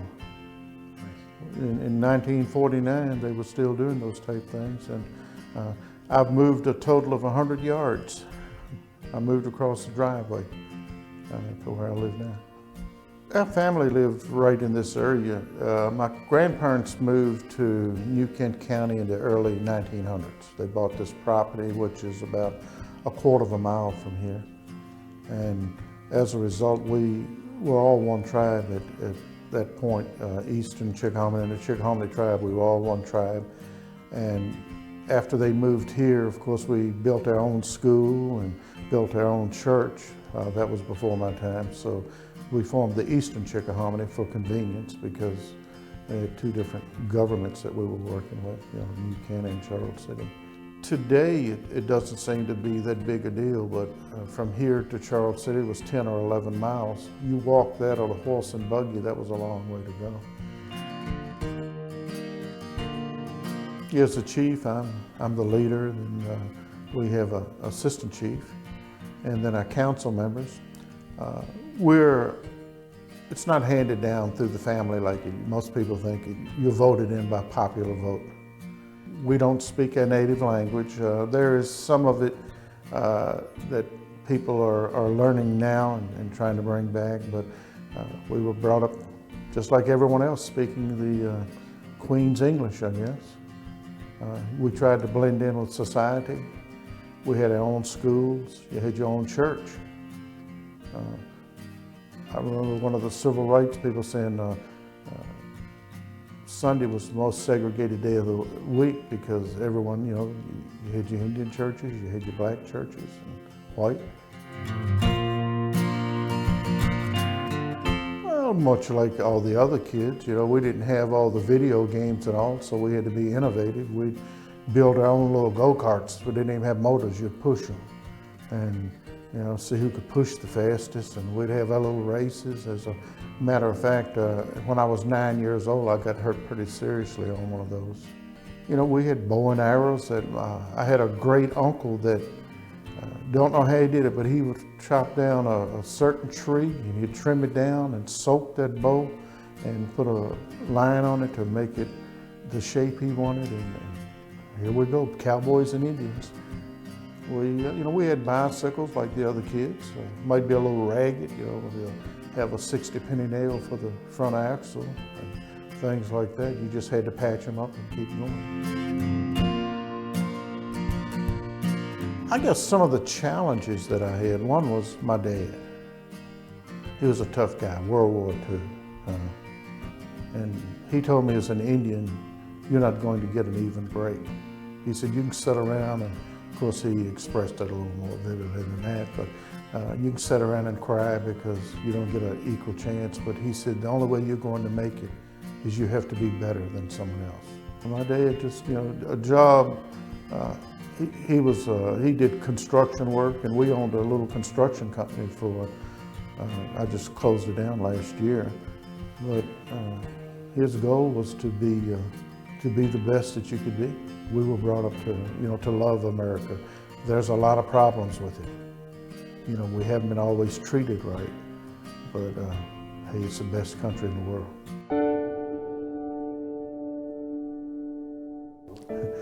Now that we live like we did 200 or 300 years ago, do you still live in teepees? Do you still wear, feathers? Of course, we never lived in teepees. It was longhouses because we didn't move around. We're supposed to, never change, I guess. We change along with history. We have people that, I was a contractor for 50 years. We have our assistant chief does computer programming. He can set up a computer a program for large companies. We have people, across the job spectrum. We have registered nurses. And we've pretty well changed with society.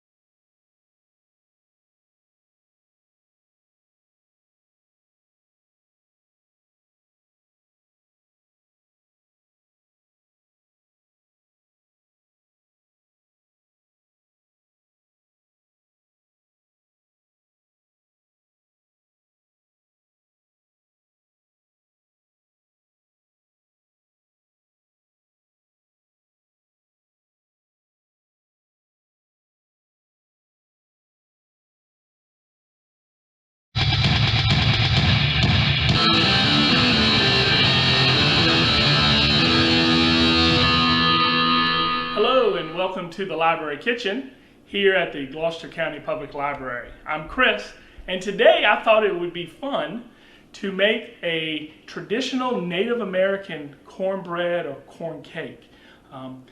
And with that, we're going to be making a wasabi sauce, which is basically a reduction of berries. So we've got some raspberries and some strawberries, blueberries, and blackberries that we're going to be making to go with our cornbread.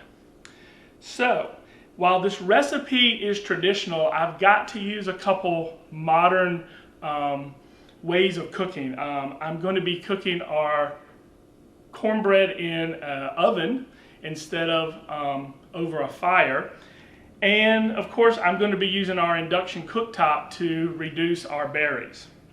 Now this recipe only has a few ingredients. 2 cups of stone ground cornmeal and basically a cup of water. Normally you would put these together, mix them up, and make a cake out of it. Now I've got to put an egg in because it's very difficult to get the cornmeal and water to actually stay glued together to actually make that cake. And we'll be baking it in a piece of pottery that is made in Otter Creek Potters in Bedford, Virginia. So we're going to be baking it in a pottery pot in our oven at 350 for about 45 minutes. So let's go ahead and get started. So we're going to add our 1 egg to our cornmeal. And we're then going to start to put in our water. And as we put our water in, we're just going to start mixing that cornmeal and egg and water together to make our batter or our cake. And we're going to go ahead and mix that in. It might take just a second or so to get incorporated. And once that water gets incorporated and starts hydrating the cornmeal, we should be able to form 2-inch balls. And so we're going to mix this cornmeal, make a 2-inch ball, and then pat it flat to put in our baking pottery bowl.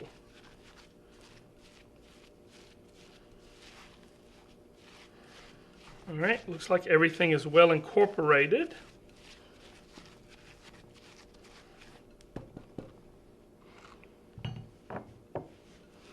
We're just going to take our hands and make about a 2-inch ball here.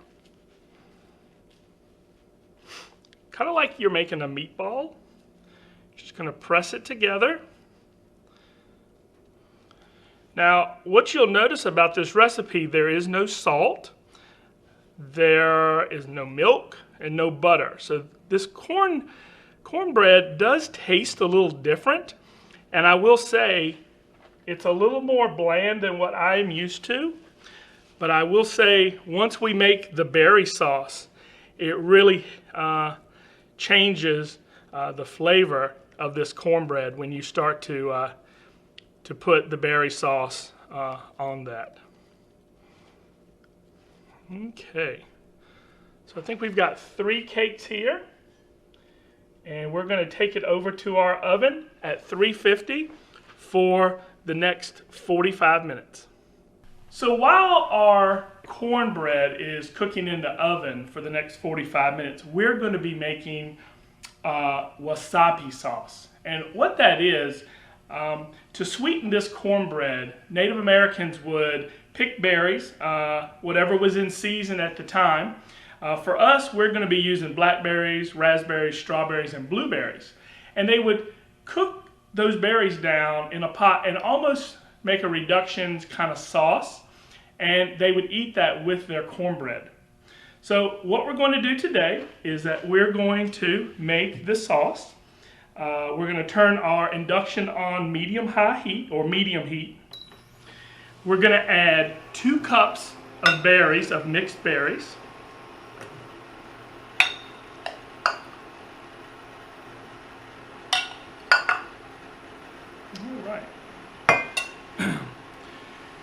To that, we're going to use a 1/2 cup of water,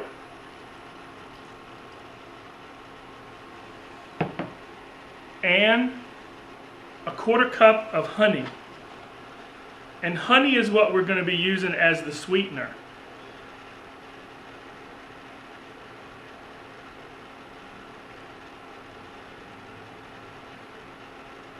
All right.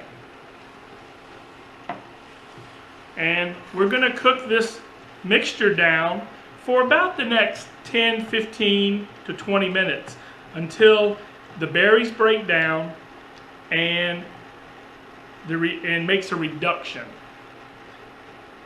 So I'll see you back here in about 15 or 20 minutes. All right, folks, now that our berry mixture is starting to boil and the berries are starting to break down, we've got to add a little thickener. Now, Native Americans would use something like an arrowroot to help thicken their mixture. What we're going to do is, I have a little bit of cornstarch, which is very similar. We're just going to take about a 1/4 cup of the juice of the berries. We're going to put with our cornstarch, and we're just going to whisk that around and make like a little small paste.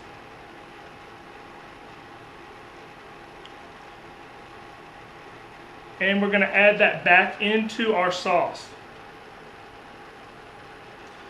And we're going to whisk this around and continue to cook until our berry mixture thickens. And that should take about another 5 to 10 minutes. So it's been about another 10 minutes and our berry mixture has reduced down to a nice thick consistency. Our cornbread has baked for about 45, 46 minutes and is nice and golden brown, top and bottom. And I think we're ready to plate our cornbread and wasabi sauce. So the sauce is really thick. We're going to pour that into our bowl here.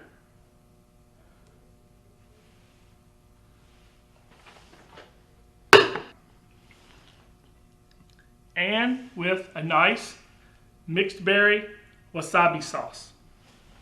Enjoy.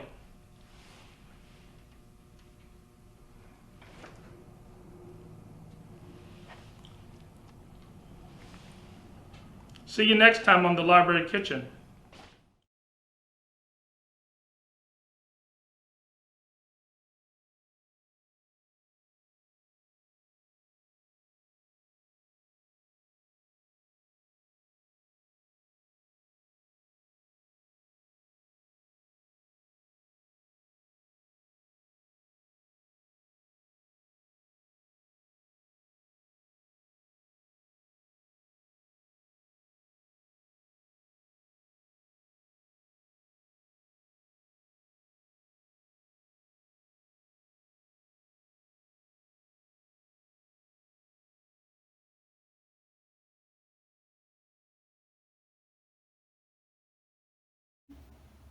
Hello, I hope you're enjoying this year's virtual Pocahontas celebration.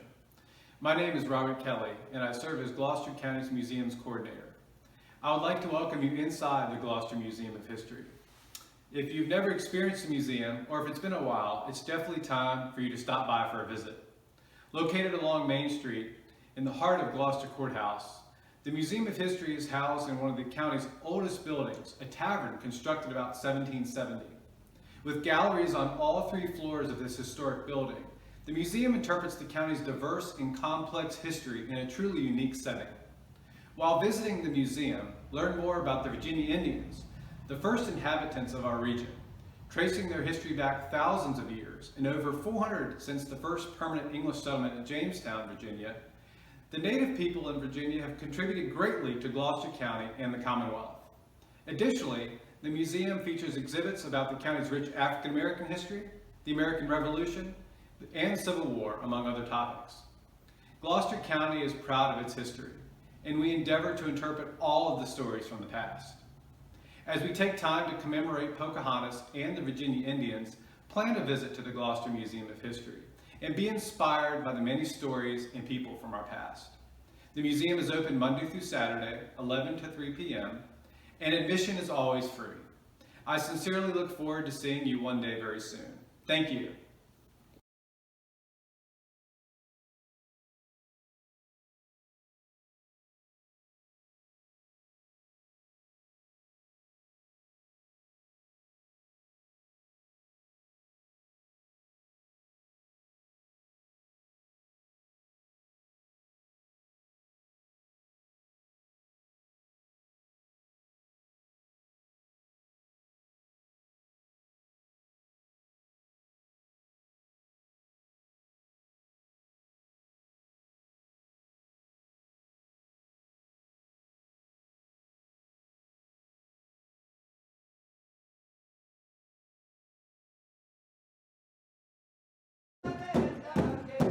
Chief Ann, you are the only female chief in Virginia. Tell us how that is for you. Our particular tribe, the Rappahannocks, have always had female people in leadership, as we have various clans of the families, and those clan mothers were very powerful in the tribe, both politically and socially. Being accepted by other tribes for a female leader has been a challenge. But I've survived it. This is my 20th year in leadership. And what are some of the issues that are still facing our Virginia tribes in modern day? Really the way that Virginia's government thinks about us and the exclusion that we've had, or the marginalization that we've had in our communities. And so breaking down those barriers and the old colonial ways of thinking, I think, is one of the biggest challenges that we will have as tribes today. Margaret, you are a descendant of Pocahontas.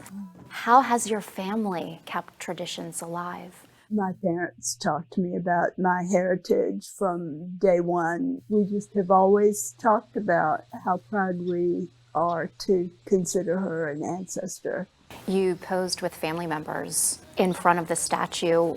That has to be a sense of pride that your family started there. It gives me goosebumps just to think about her, how brave she was. She was such a leader for all of us to follow. She was reared in that spiritual belief of taking care of each other, and that's why she took food to the colony when they were starving. She took on her role as a powerful woman in the Powhatan society, and she very much resembles the way that we have to be today as tribal leaders and as tribal people. We have jobs in the cities just like everyone else, and then when we come home to our tribal communities, we live in a more traditional way. Explain it to us a little bit. Well, we see the world as in a cycle. We see ourselves as a part of the family of the earth. So we don't see ourselves set apart from the animals or the water or the sky or the earth. Our responsibility is to care for all the members of that family. My dad used to have this saying that's pretty profound, and he would say, "The dumbest man I ever met was the man who called animals dumb." He also taught me that, you don't desecrate the place that you have to eat. and the place that you have to get water from, because that's your survival. Margaret, where would you like to see the education go of those stories of Pocahontas? Well, definitely to have books available for school children. That's where I learned, that's where I started learning. And I think that the programs such as having these kinds of celebrations that we're fortunate to be a part of. We had a whole year of Pocahontas to celebrate the anniversary of her birth. And it was very exciting to see her celebrated and to see all of the different, well, some of them, the different chiefs were there. You were probably at some of those events too. I'm so grateful to all the people who put this together. All of the programs that have been brought forth now that highlight the true history of who she was. To have that celebrated now, that's someone that we can be proud of, that we can share her generosity and her love with other people. It's very powerful. It's an idea of the past that we can all make sure it is carried on here today and present day. Yes. Thank you, ladies, so much. You're welcome.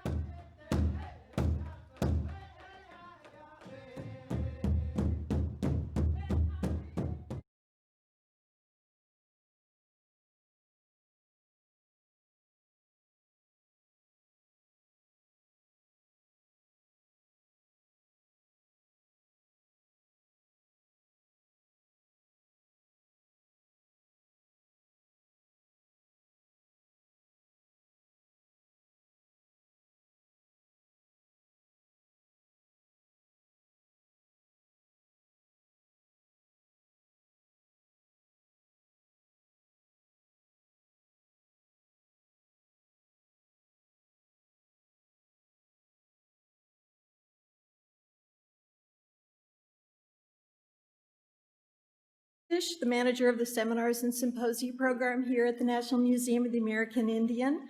Welcome to the museum and to today's program, Pocahontas, Her Place in the Emerging Atlantic World and Nascent United States. The identity of this iconic figure, often misunderstood and stereotyped, is elusive. As the National Museum of the American Indian exhibition Americans asks about Pocahontas, who is she really? Today we explore this intriguing question and what we know about Pocahontas' complex identity, her early impact on European and American thought, and her remarkable and enduring fame. Before our program, one housekeeping reminder: if you have a cell phone, please silence it. After the talk, we welcome audience questions. There's a microphone set up at the back of the center aisle, so please go there to ask your question so our webcast audience can hear it. It's my pleasure now to introduce our speaker, Cécile Argenton. A curator at the Smithsonian's National Museum of the American Indian, Cécile writes on American Indian art, culture, and history. She is co-curator of the compelling, outstanding exhibition, Americans, on view upstairs on the museum's third floor. Please do not miss this exhibition, Americans. It's award-winning, it's really fascinating, and it has a section on Pocahontas. In 2017, Cécile spoke at Pocahontas and After, Historical Culture and Transatlantic Encounters, 1617 to 2017, an international conference held in London, England, to mark the 400th anniversary of Pocahontas' death, to reflect upon what is actually known of Pocahontas' life and times on both sides of the Atlantic, and on the ways in which her life has been construed and misconstrued over the last 4 centuries. Cécile's latest project, the exhibition series Developing Stories, Native Photographers in the Field, opens at the National Museum of the American Indians venues in Washington and in New York City in January 2020. Cécile also serves on the curatorial committee of the Smithsonian American Women's History Initiative, and in 2011, she received the Secretary of the Smithsonian's Excellence in Research Award. And she was a team recipient in 2018 of the Smithsonian Excellence in Exhibitions Award. Please help me welcome Cécile Ganton.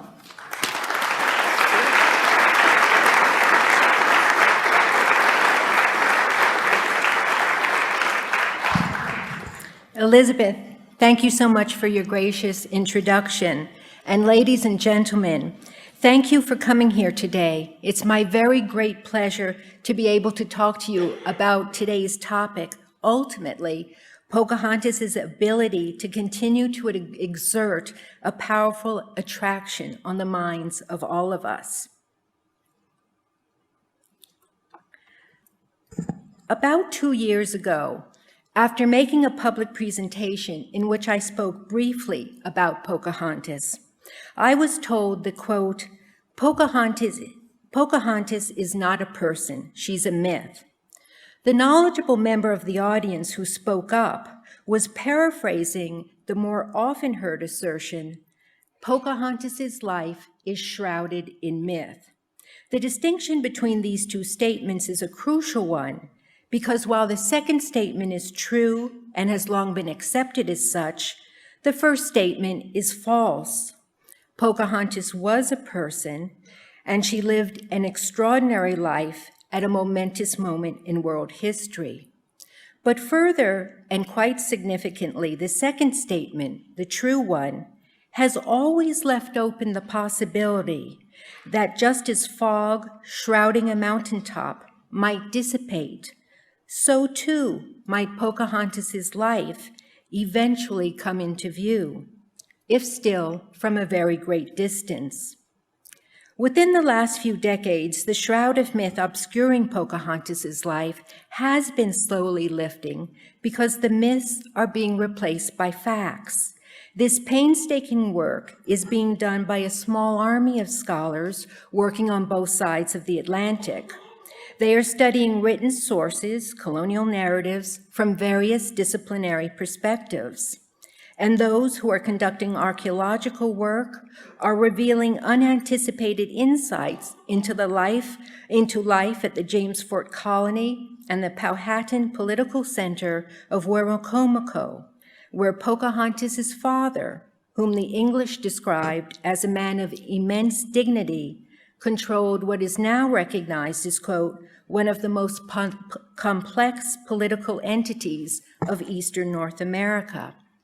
Now, to be clear, many of the scholars who are studying early transatlantic world, including the beginnings of transatlantic slavery, the James Fort Colony, including incidents of cannibalism, and the landscapes of Werowocomoco, including its earthwork features and related social practices, may not necessarily be focusing their attention on Pocahontas and her life in their work.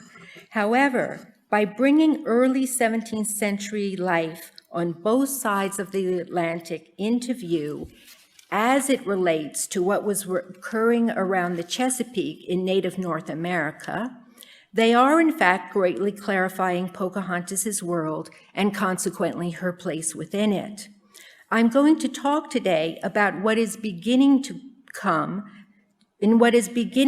more clearly into view about Pocahontas' life and how Pocahontas, the person, I will try to argue, not the myth, loomed large in European and early American consciousness. Thanks to English sources, we know Pocahontas' early family tree, which already sets her apart as someone special. We know the names of her parents, siblings, her 2 husbands, and 1 son. Not to get ahead of myself, we know from other sources the names of her descendants, including her direct lineal descendant who was the first child born in the White House. But more on that later. Pocahontas was born around 1596, likely at Werowocomoco, an extremely large town situated on the Puritan Bay along the north shore of the York River in Virginia. Werowocomoco was Pocahontas' father's residence, in addition to being the capital of the Powhatan chieftain. Pocahontas' father, also named Powhatan, governed a population of 15 to 20,000 people living in approximately 30 communities, each with its own chief. European documentary sources and maps dating to the initial years of the Fort James settlement indicated the general location of Werowocomoco, but it wasn't until archaeological assessments of surface founds recovered at the site were made during the 1970s that archaeologists started thinking they knew the precise location of the town. And still, it wasn't until extensive archaeological surveys and excavations were conducted there in 2001 that the site on the Puritan Bay was formally declared to be the location of Werowocomoco and to encompass some 45 acres. In late 2002, concerned individuals formed the Werowocomoco Research Group.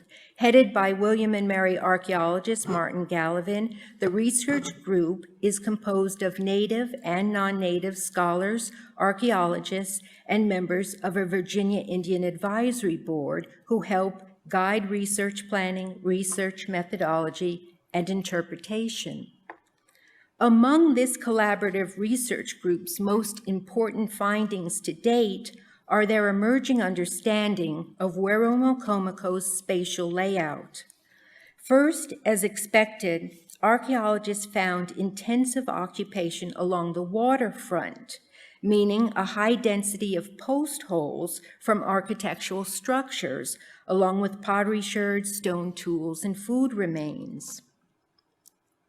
Second, archaeologists have found, at a great distance from the waterfront houses, what they strongly believe was Powhatan's residence.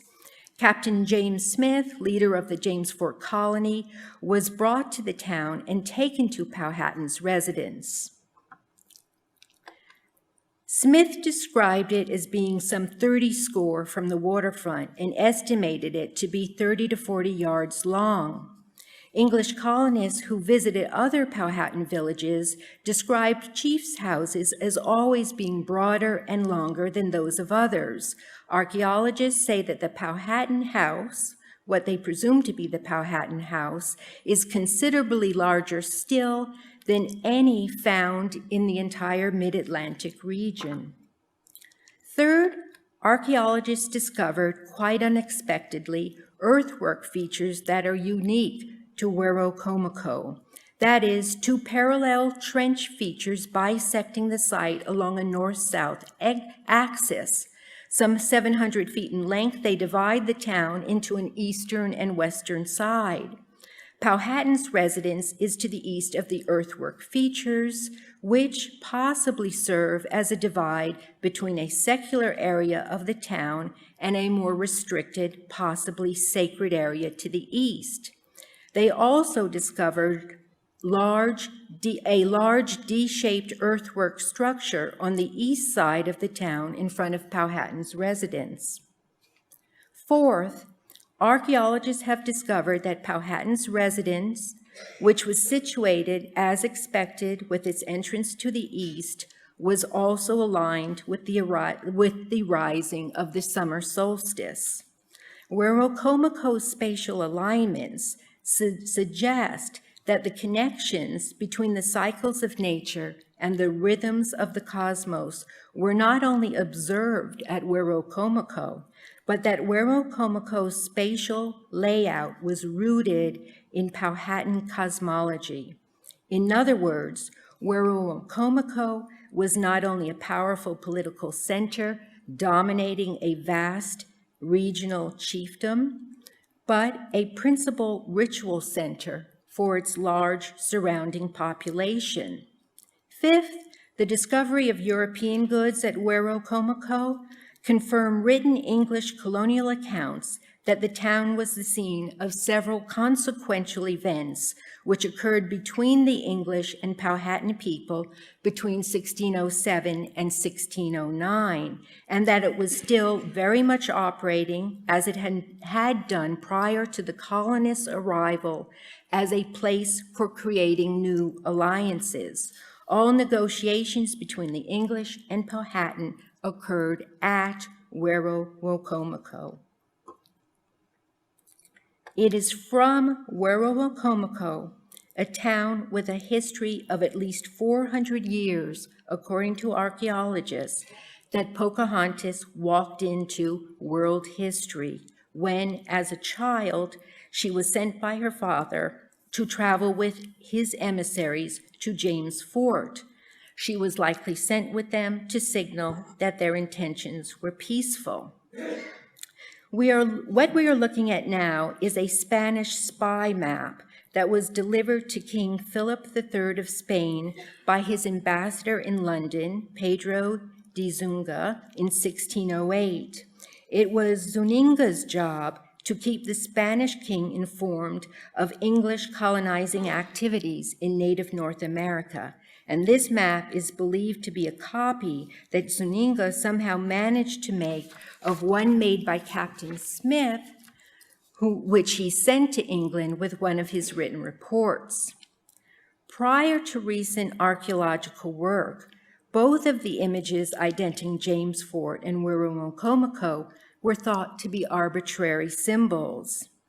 However, the excavations at Werowocomoco have revealed the D-shaped earthwork feature that is located in front of Powhatan's residence and that John Smith witnessed when he visited the town. Likewise, excavations beginning in 1994 at Fort James revealed that the odd triangular shape Zuninga drew for James Fort was actually the shape of the perimeter of the fort, and the X in the center identified the location of the fort's chapel. King James I granted a charter in 1605 to the Virginia Company of London for the exploration, trade, and settlement in the area of North America that stretches today from Maine to North Carolina. The financial backers of the Virginia Company, however, would best be described today as venture capitalists. Their interests were strictly financial. They were betting on the wealth, hopefully gold, that could be extracted from the unclaimed region of native North America. The number of arms and the amount of armor recovered at James Fort, however, makes it clear that the initial colonists were military men, whether they were gentlemen soldiers or just plain soldiers. They were, as it turned out, all veterans of battle.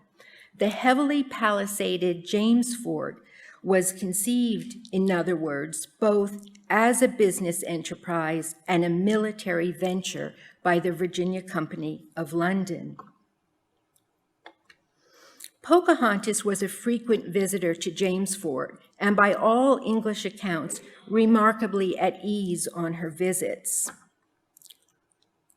Scholarship into disparate English sources is beginning to shed light on the role that youth played in helping to establish transatlantic relationships for both coastal Algonquins and the English alike. While Pocahontas would continue to visit James Fort, often bringing food when she accompanied her father's men, the English colonists placed several boys, preteens and very young teenagers, in different Powhatan villages, including Werowocomoco, with the permission of Powhatan and other chiefs naturally. They were to learn the Algonquin language. Because of their age, it was felt that they would not be considered a threat. Ostensibly, they would become excellent interpreters. In reality, it was fully hoped that they would one day also serve as excellent spies. This is certainly how the English thought of the boy that Powhatan sent to live among them. Scholarship focusing on 3 of these English boys, however, reveals the predicaments that they found themselves in and their increasingly difficult situations as they grew older. Whether or not they were suspected of developing fluid allegiances, the official roles of youths was considered so important that their activities were documented in English sources. 3 boys, Thomas Savage, Henry Spelman, and Robert Poole, are mentioned frequently, and Pocahontas had significant interactions with them throughout her life.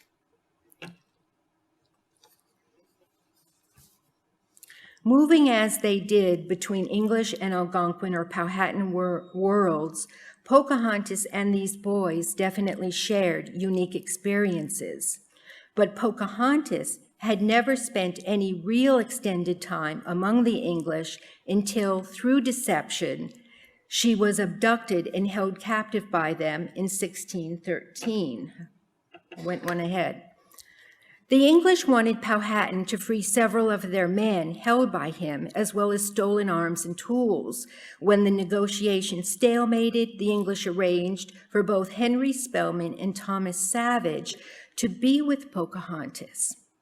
The stalemate lasted an entire year, and it was during this period, according to English sources, that Pocahontas, quote, publicly renounced her idolatry and freely converted to Christianity. It was also during this period that Pocahontas sent word to her father that she wanted to marry the Englishman John Rolfe, and received word back that her father agreed to the marriage. Pocahontas and John Rolfe were married at James Fort in April 1614. The creation of this kinship bond, which brought with it obligations in Powhatan thought, was followed by a period of peace. Pocahontas had married the colonist who had stolen tobacco seeds from Spanish-controlled territory in the Caribbean, and with those seeds, he started cultivating the strain of sweet, mild tobacco that would eventually allow the colony to prosper. It was Pocahontas, however, who provided the necessary horticultural knowledge to improve the quality and quantity of the tobacco being grown. Pocahontas understood the environment and the growing seasons. She knew when best to plant seeds, how to prepare seed beds and protect them. She knew when and where to transplant sprouts, and how to shade tobacco by planting corn around it. And finally, she knew when and how to harvest tobacco. In Powhatan society, women were responsible for all agricultural activities. In 1615, 2,300 pounds of tobacco were shipped to England, and the colonists and Virginia London Company knew that they had a cash crop. In 1616, the Virginia Company of London invited the Rolfes to London to promote the colony's possible future investors. When the couple left for London with their newborn son, Thomas, Pocahontas was surrounded with an entourage of her own people. This entourage included her sister's husband, who was the Powhatan Confederacy's paramount religious leader. It also included Henry Spelman, the indispensable friend who shared unique experiences with her and could help Pocahontas get through the day-to-day.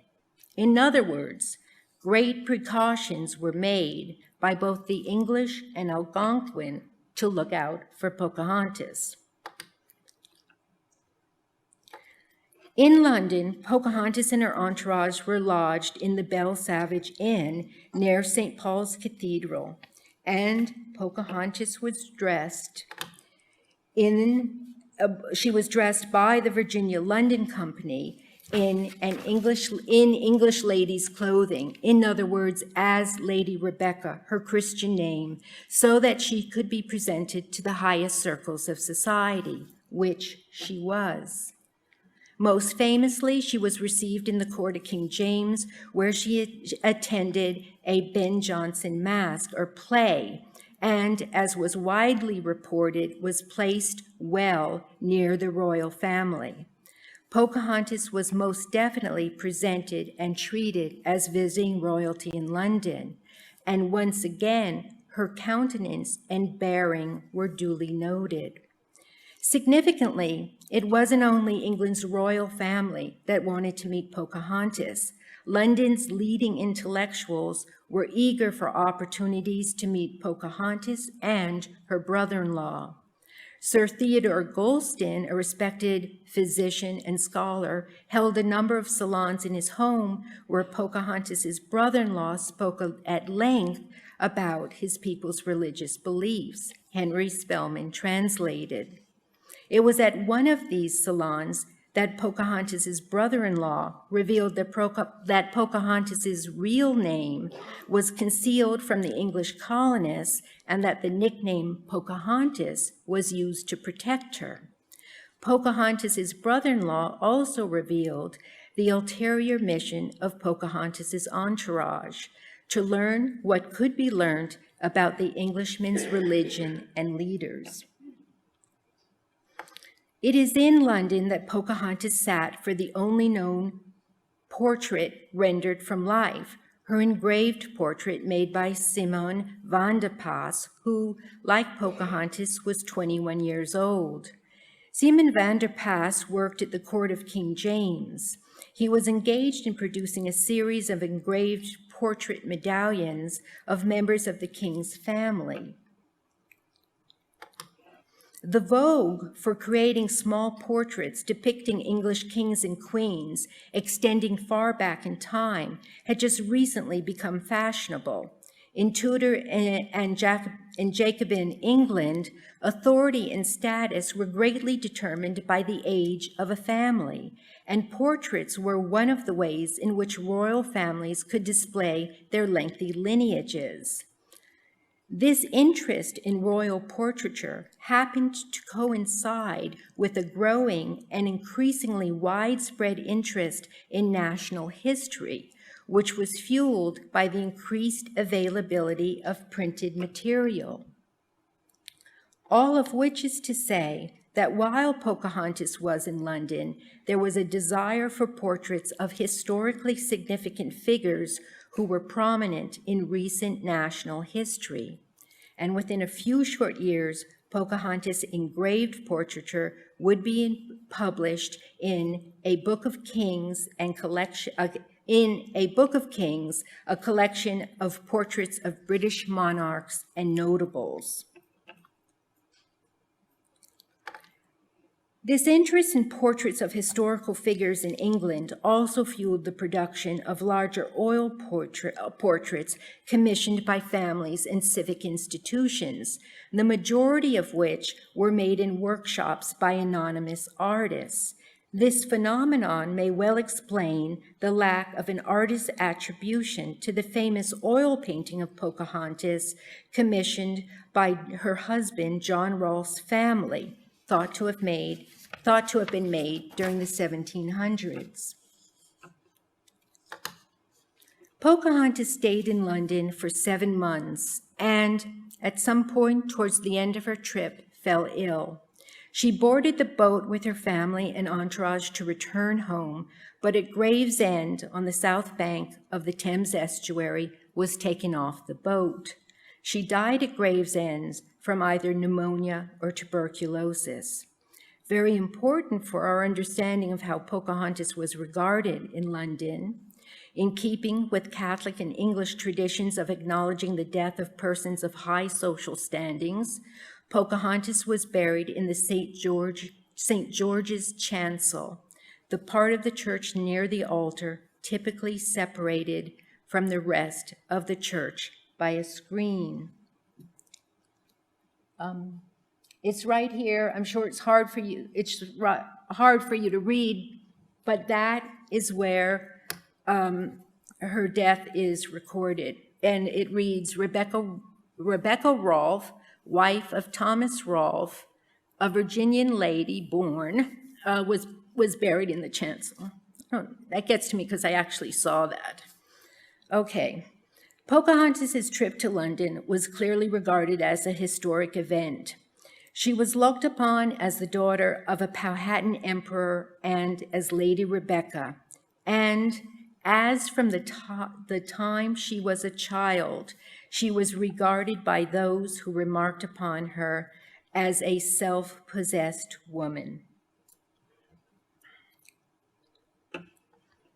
Within a few short years after her death, the events of Pocahontas' life were published in several important books, meaning that within a few short years after her death, Pocahontas was well known to a book-reading European audience. More than any other book, it was the Theodore de Bry family volume titled America that was translated into several languages that provided a book-reading European audience with what they considered to be their first real and comprehensive glimpse of the New World's indigenous peoples. Here is included an engraving of her abduction. The events of Pocahontas' life that were of keen interest were the fact that she was the daughter of an emperor, visited James Fort frequently, was abducted, supposedly converted to Christianity, and married an Englishman. What early Europeans were not interested in, because they did not know about it quite at the time, was the incident of Pocahontas saving the life of Captain Smith. This may be or may be not apocryphal story that Pocahontas saved Captain Smith was unknown until Smith published his second version of the History of Virginia in 1624, where he describes this event rather briefly. However, he also included a visual of the incident. This visual is traced back to a watercolor drawing made in the 1580s of a charnel house. When Captain Smith published his map of Virginia, he included an inset of Powhatan's residence, which he based, or artist based, on the charnel house. Then when he published his book, that same rendering was used to include the incident of Pocahontas, that's her head, saving his life. Okay. Now, at the moment I can't prove this, but I believe that the myth of the love story, supposed love story between Pocahontas and Captain Smith, is an entirely European creation. Invented not even by Smith, but by European artists who had no knowledge of the events in native North America, let alone the age difference between Pocahontas and Captain Smith. The idea of a love story between Pocahontas and Captain Smith would not take hold in America for centuries, not only because it was probably a European invention, but for colonial and early Americans, this event held a profoundly different meaning. Not only were colonial Virginians closer to actual events, but they knew Pocahontas' son, Thomas. Thomas was reared in England, and he returned to the colony of Virginia as a young man to claim his inheritance, his tobacco plantation. Embraced by both an Englishman and a son of Pocahontas, Thomas married into the plantocracy. Not only did he marry into an elite tobacco plantation owning families, but he added pedigree to those who would come to be known as the first families of Virginia. The women of these families were mistresses of tobacco plantations, These are tombstones, not at the actual location of Thomas Rolfe and his daughter, but they're close to where they're thought to have been buried. Okay, so Thomas here added pedigree to those who would become known to the first families of Virginia. The women of these families were the mistresses of tobacco plantations, and the men were members of the House of Burgesses, the legislative body of colonial Virginia that was established at Jamestown in 1619 and was the first legislative body of elected representatives in what would become the United States. The first families of Virginia established and maintained the English tradition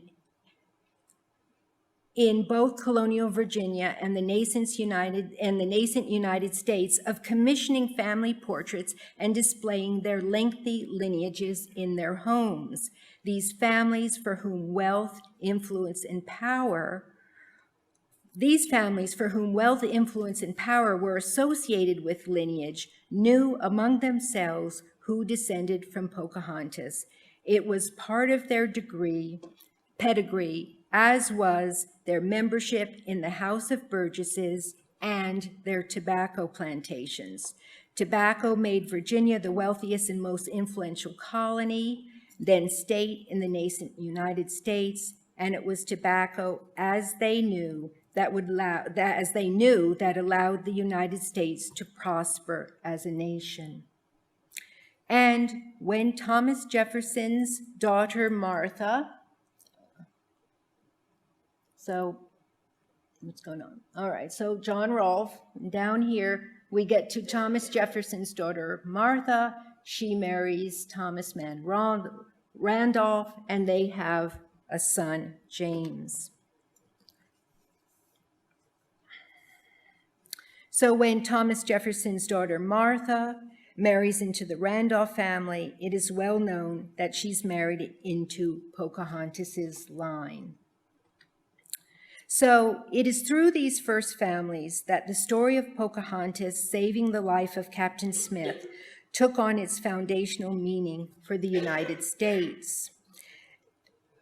In saving the life of Captain Smith, Pocahontas was credited with saving the Jamestown colony, and in saving the colony, she is credited with saving the House of Burgesses, the government through self-representation. Early Americans, including the first families, saw political challenges as philosophical challenges. Through Pocahontas, they were able to consolidate their identity and that of a new federal government by associating her with what was most American, a belief in the possibilities of republicanism. By associating through Pocahontas, the first families were able to shape a narrative around themselves and the birth of the country. Through Pocahontas, they mingled the personal with the political and philosophical in an entirely and uniquely American narrative. The arduous beginnings of a country that set Americans on the path to republicanism. Pocahontas created the framework that made it all possible, a representational form of government, a lucrative tobacco plantation, and let us not forget the foothold in native North America. Consequently, for the United States and for a very long time, Pocahontas's life was anything but vacuous. There existed rather an acute sense of her significance in early United States, without having to account for the decimation of the Powhatan people and the usurpation of their and other native peoples' lands. Early Americans were able to define who they were and what they stood for. However delusional, hypocritical, or even cynical this story may now seem, I think it is far more reflective of the reality than the myths around Pocahontas that would develop at a later time. and I don't think it would be a bad idea for visitors to the majestic rotunda of the U.S. Capitol to be informed that the scene of Pocahontas saving the life of Captain Smith in the freeze of history, the scene that early Americans chose as foundational to the United States, took place at Werowocomoco, an unpalisaded political and ritual center from which the leader of a powerful and complex confederation of native tribes attempted to understand newcomers, make alliances with them, and draw them into a cosmic and social order that spread out from Werowocomoco. And I don't think it would hurt to tell visitors that throughout the geopolitical struggles that followed, that Pocahontas was the person that put a human face on the indigenous peoples of the Americas for the first time in world history, and that she should remind us all of the primacy of American Indians in the indigenous land from which the United States was carved. Thank you.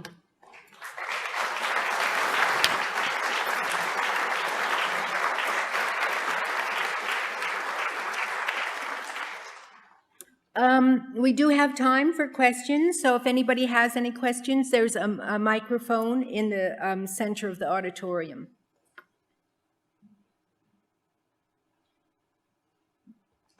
You mentioned that John Smith was the first one to recount the story of Pocahontas saving him. Yes. And do we have the other primary sources on that? Can you trace the history of the story? No. I mean, yes and no. Okay, so John Smith published this event in 1624. So this is after both John Rolfe and Pocahontas were dead. And when Pocahontas was in London, Captain Smith was there. He wasn't part of the entourage. He was already there, and he went to meet with Pocahontas. He knows that she's become a very famous person. So there's one line of thinking that he added this to add luster to his story. He was known to be a bit of a teller of tall tales.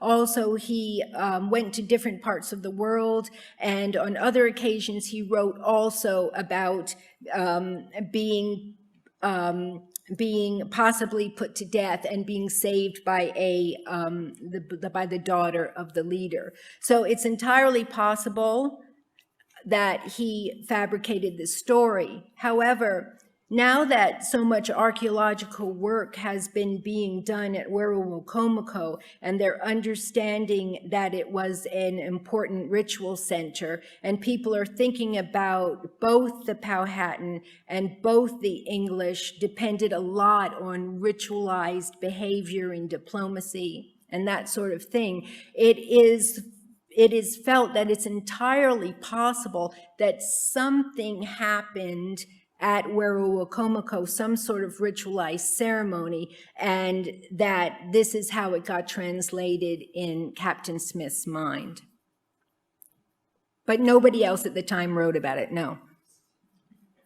Yes? Yes. Oh, do you want to use the microphone?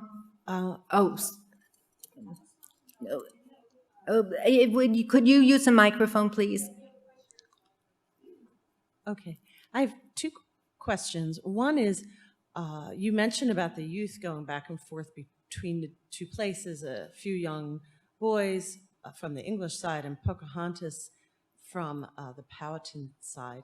And I was wondering whether people were aware of whether there were other youth in addition to Pocahontas who were kind of sent over with her at other times. That's my first question.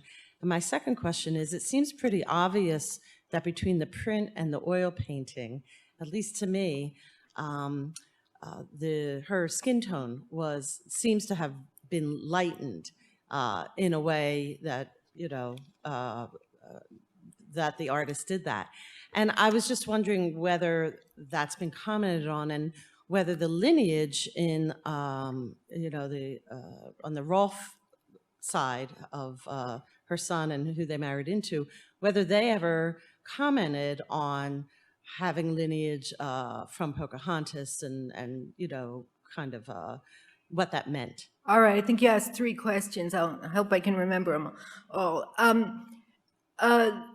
What the archaeological work at Fort James has found out is that there were actually a lot of Native people who entered the fort, and they think stayed there actually for quite some time. There's evidence that Native people were living in the fort, which came as a huge surprise.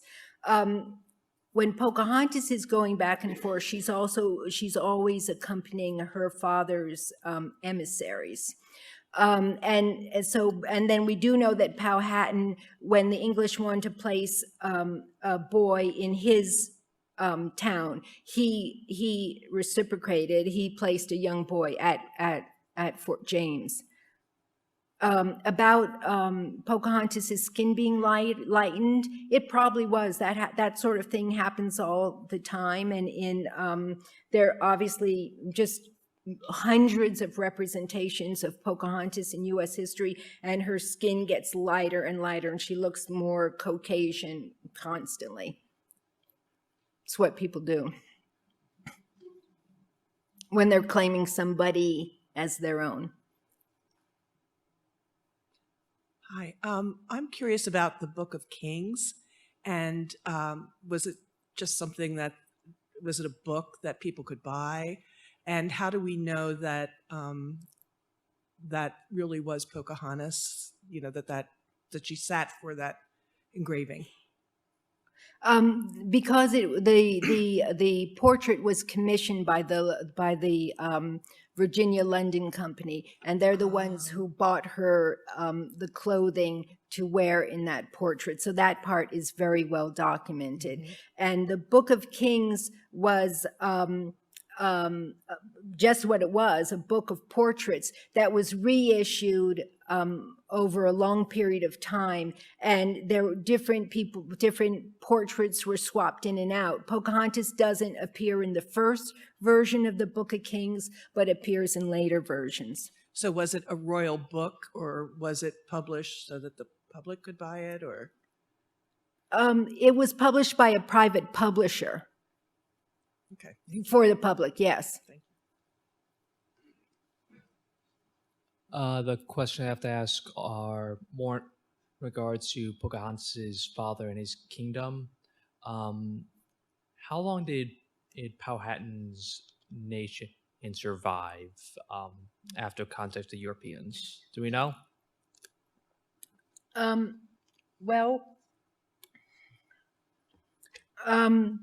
Pocahontas's uncle, Powhatan's brother, first of all, the relationship between the English and the Powhatan right from the start was always fraught.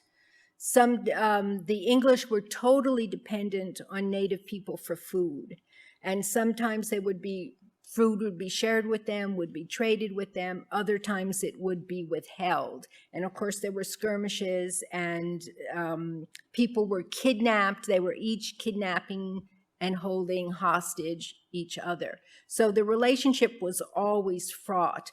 But, and then obviously after the marriage, there was this period that is noted as people later on would call it as the Pocahontas Peace. So there was a peace period after that.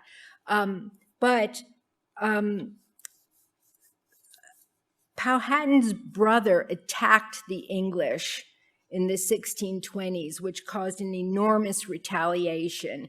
And the whole time the Powhatan are being pushed further and further away from the Chesapeake Bay area. And at some point, the English established actually what's the first reservation in what becomes the United States is established by the English at that period. But during Thomas Jefferson's period, Thomas Jefferson writes about the Powhatan.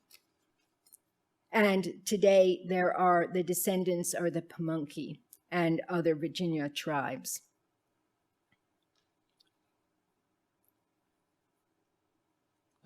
Thank you.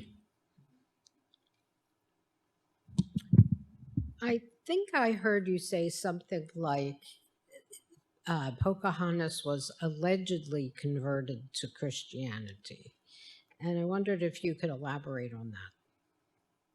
I think I said supposedly, because we don't know what was going on in Pocahontas's head. She didn't leave a diary. What we do know about her is what is being written about her by other people. And I think we just really don't know what happened. And also, there is a phenomenon that anthropologists are just enormously aware of, that throughout the world, when indigenous peoples are missionized, over and over and over again, there is this synchronization of two religions, the indigenous religion with its usually Christianity. And so very, very complex things are happening. So in my mind, it's very hard to say that, to think that just, yes, she was totally converted, renounced the entire way she was brought up. She was brought up in the ritual center of the Powhatan chieftaincy. To me, it's just hard to say that she totally renounced that and accepted Christianity. Thank you. Early in your presentation, you showed a slide that showed her family tree. Uh-huh. Can you elaborate on what source that came from if we wanted to see a copy of it?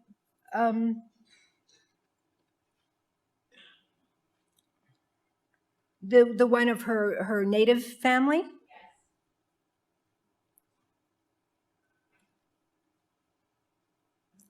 It's compiled from various English sources, but this was compiled by the people out at the museum that's at Fort James, at Jamestown.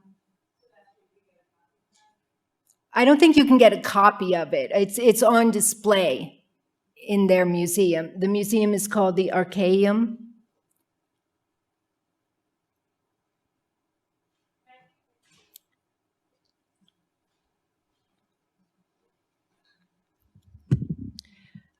Thank you.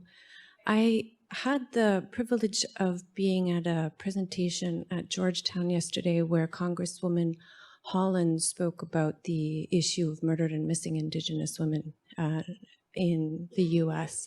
And she referenced some of the paintings and imagery in the rotunda as being early depictions of the violence, colonial violence experienced by Indigenous women, and highlighted Pocahontas as a woman who suffered from colonial violence. And I was curious what your thoughts are on that as someone who has this knowledge of her life. I think that's let's see, how shall I put this? We have to start with Pocahontas. There is no diary made by Pocahontas with her thoughts in it. And my feeling is that Pocahontas had this very unique life with these unique experiences, and how she was responding to them, fully, we don't know. But she was definitely abducted, and it's clear that it was done through trickery. She was lured onto a ship, which she had no expectation of being kept there, and she was kept there, and she was held hostage for a year. She was being used as a pawn because the English wanted to get their soldiers back from Powhatan. And so she was absolutely used from a pawn. I don't think we can say that we actually know what was going on in her head.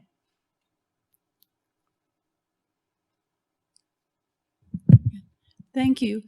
I just wonder if there are any accounts written by the son, Thomas Rolfe. I realize that he wouldn't have remembered. There are not. Unfortunately, there are not. Okay. All right, thanks.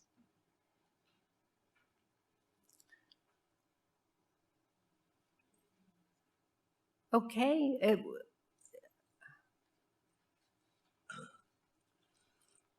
Her year in England was pretty well reported on, wasn't it? Yeah, 7 months. So there must be enough information there to put together a diary. Well, a diary of her events, but not of her internal thoughts. Right. Do you have any theories on her death? People think it was either pneumonia or tuberculosis. That's what makes sense from people who know about these sorts of things.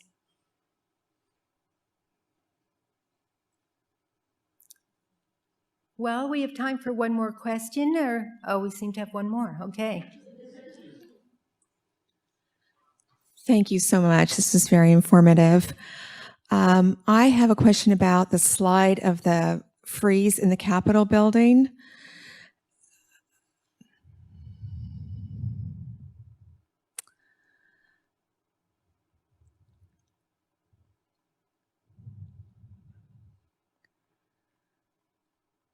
There, that was it. Are those plants tobacco plants? Yes. And the headdresses are also out of tobacco leaves, or? No. No. Okay. The plant is definitely tobacco, and the headdresses are part from the artist's imagination. Okay. I was just curious about the tobacco reference incorporated by the artist in this. Well, you talked about how Thomas Rolfe, she planted tobacco, and I assume her son also made his money on tobacco, or? The tobacco is there because it's the tobacco that made the Jamestown colony viable, and it's tobacco that made the colony of Virginia the wealthiest and most influential colony, and then it made the nascent United States. It was the economic engine of the United States. Well, thank you all for coming out. Thank you, Cecile.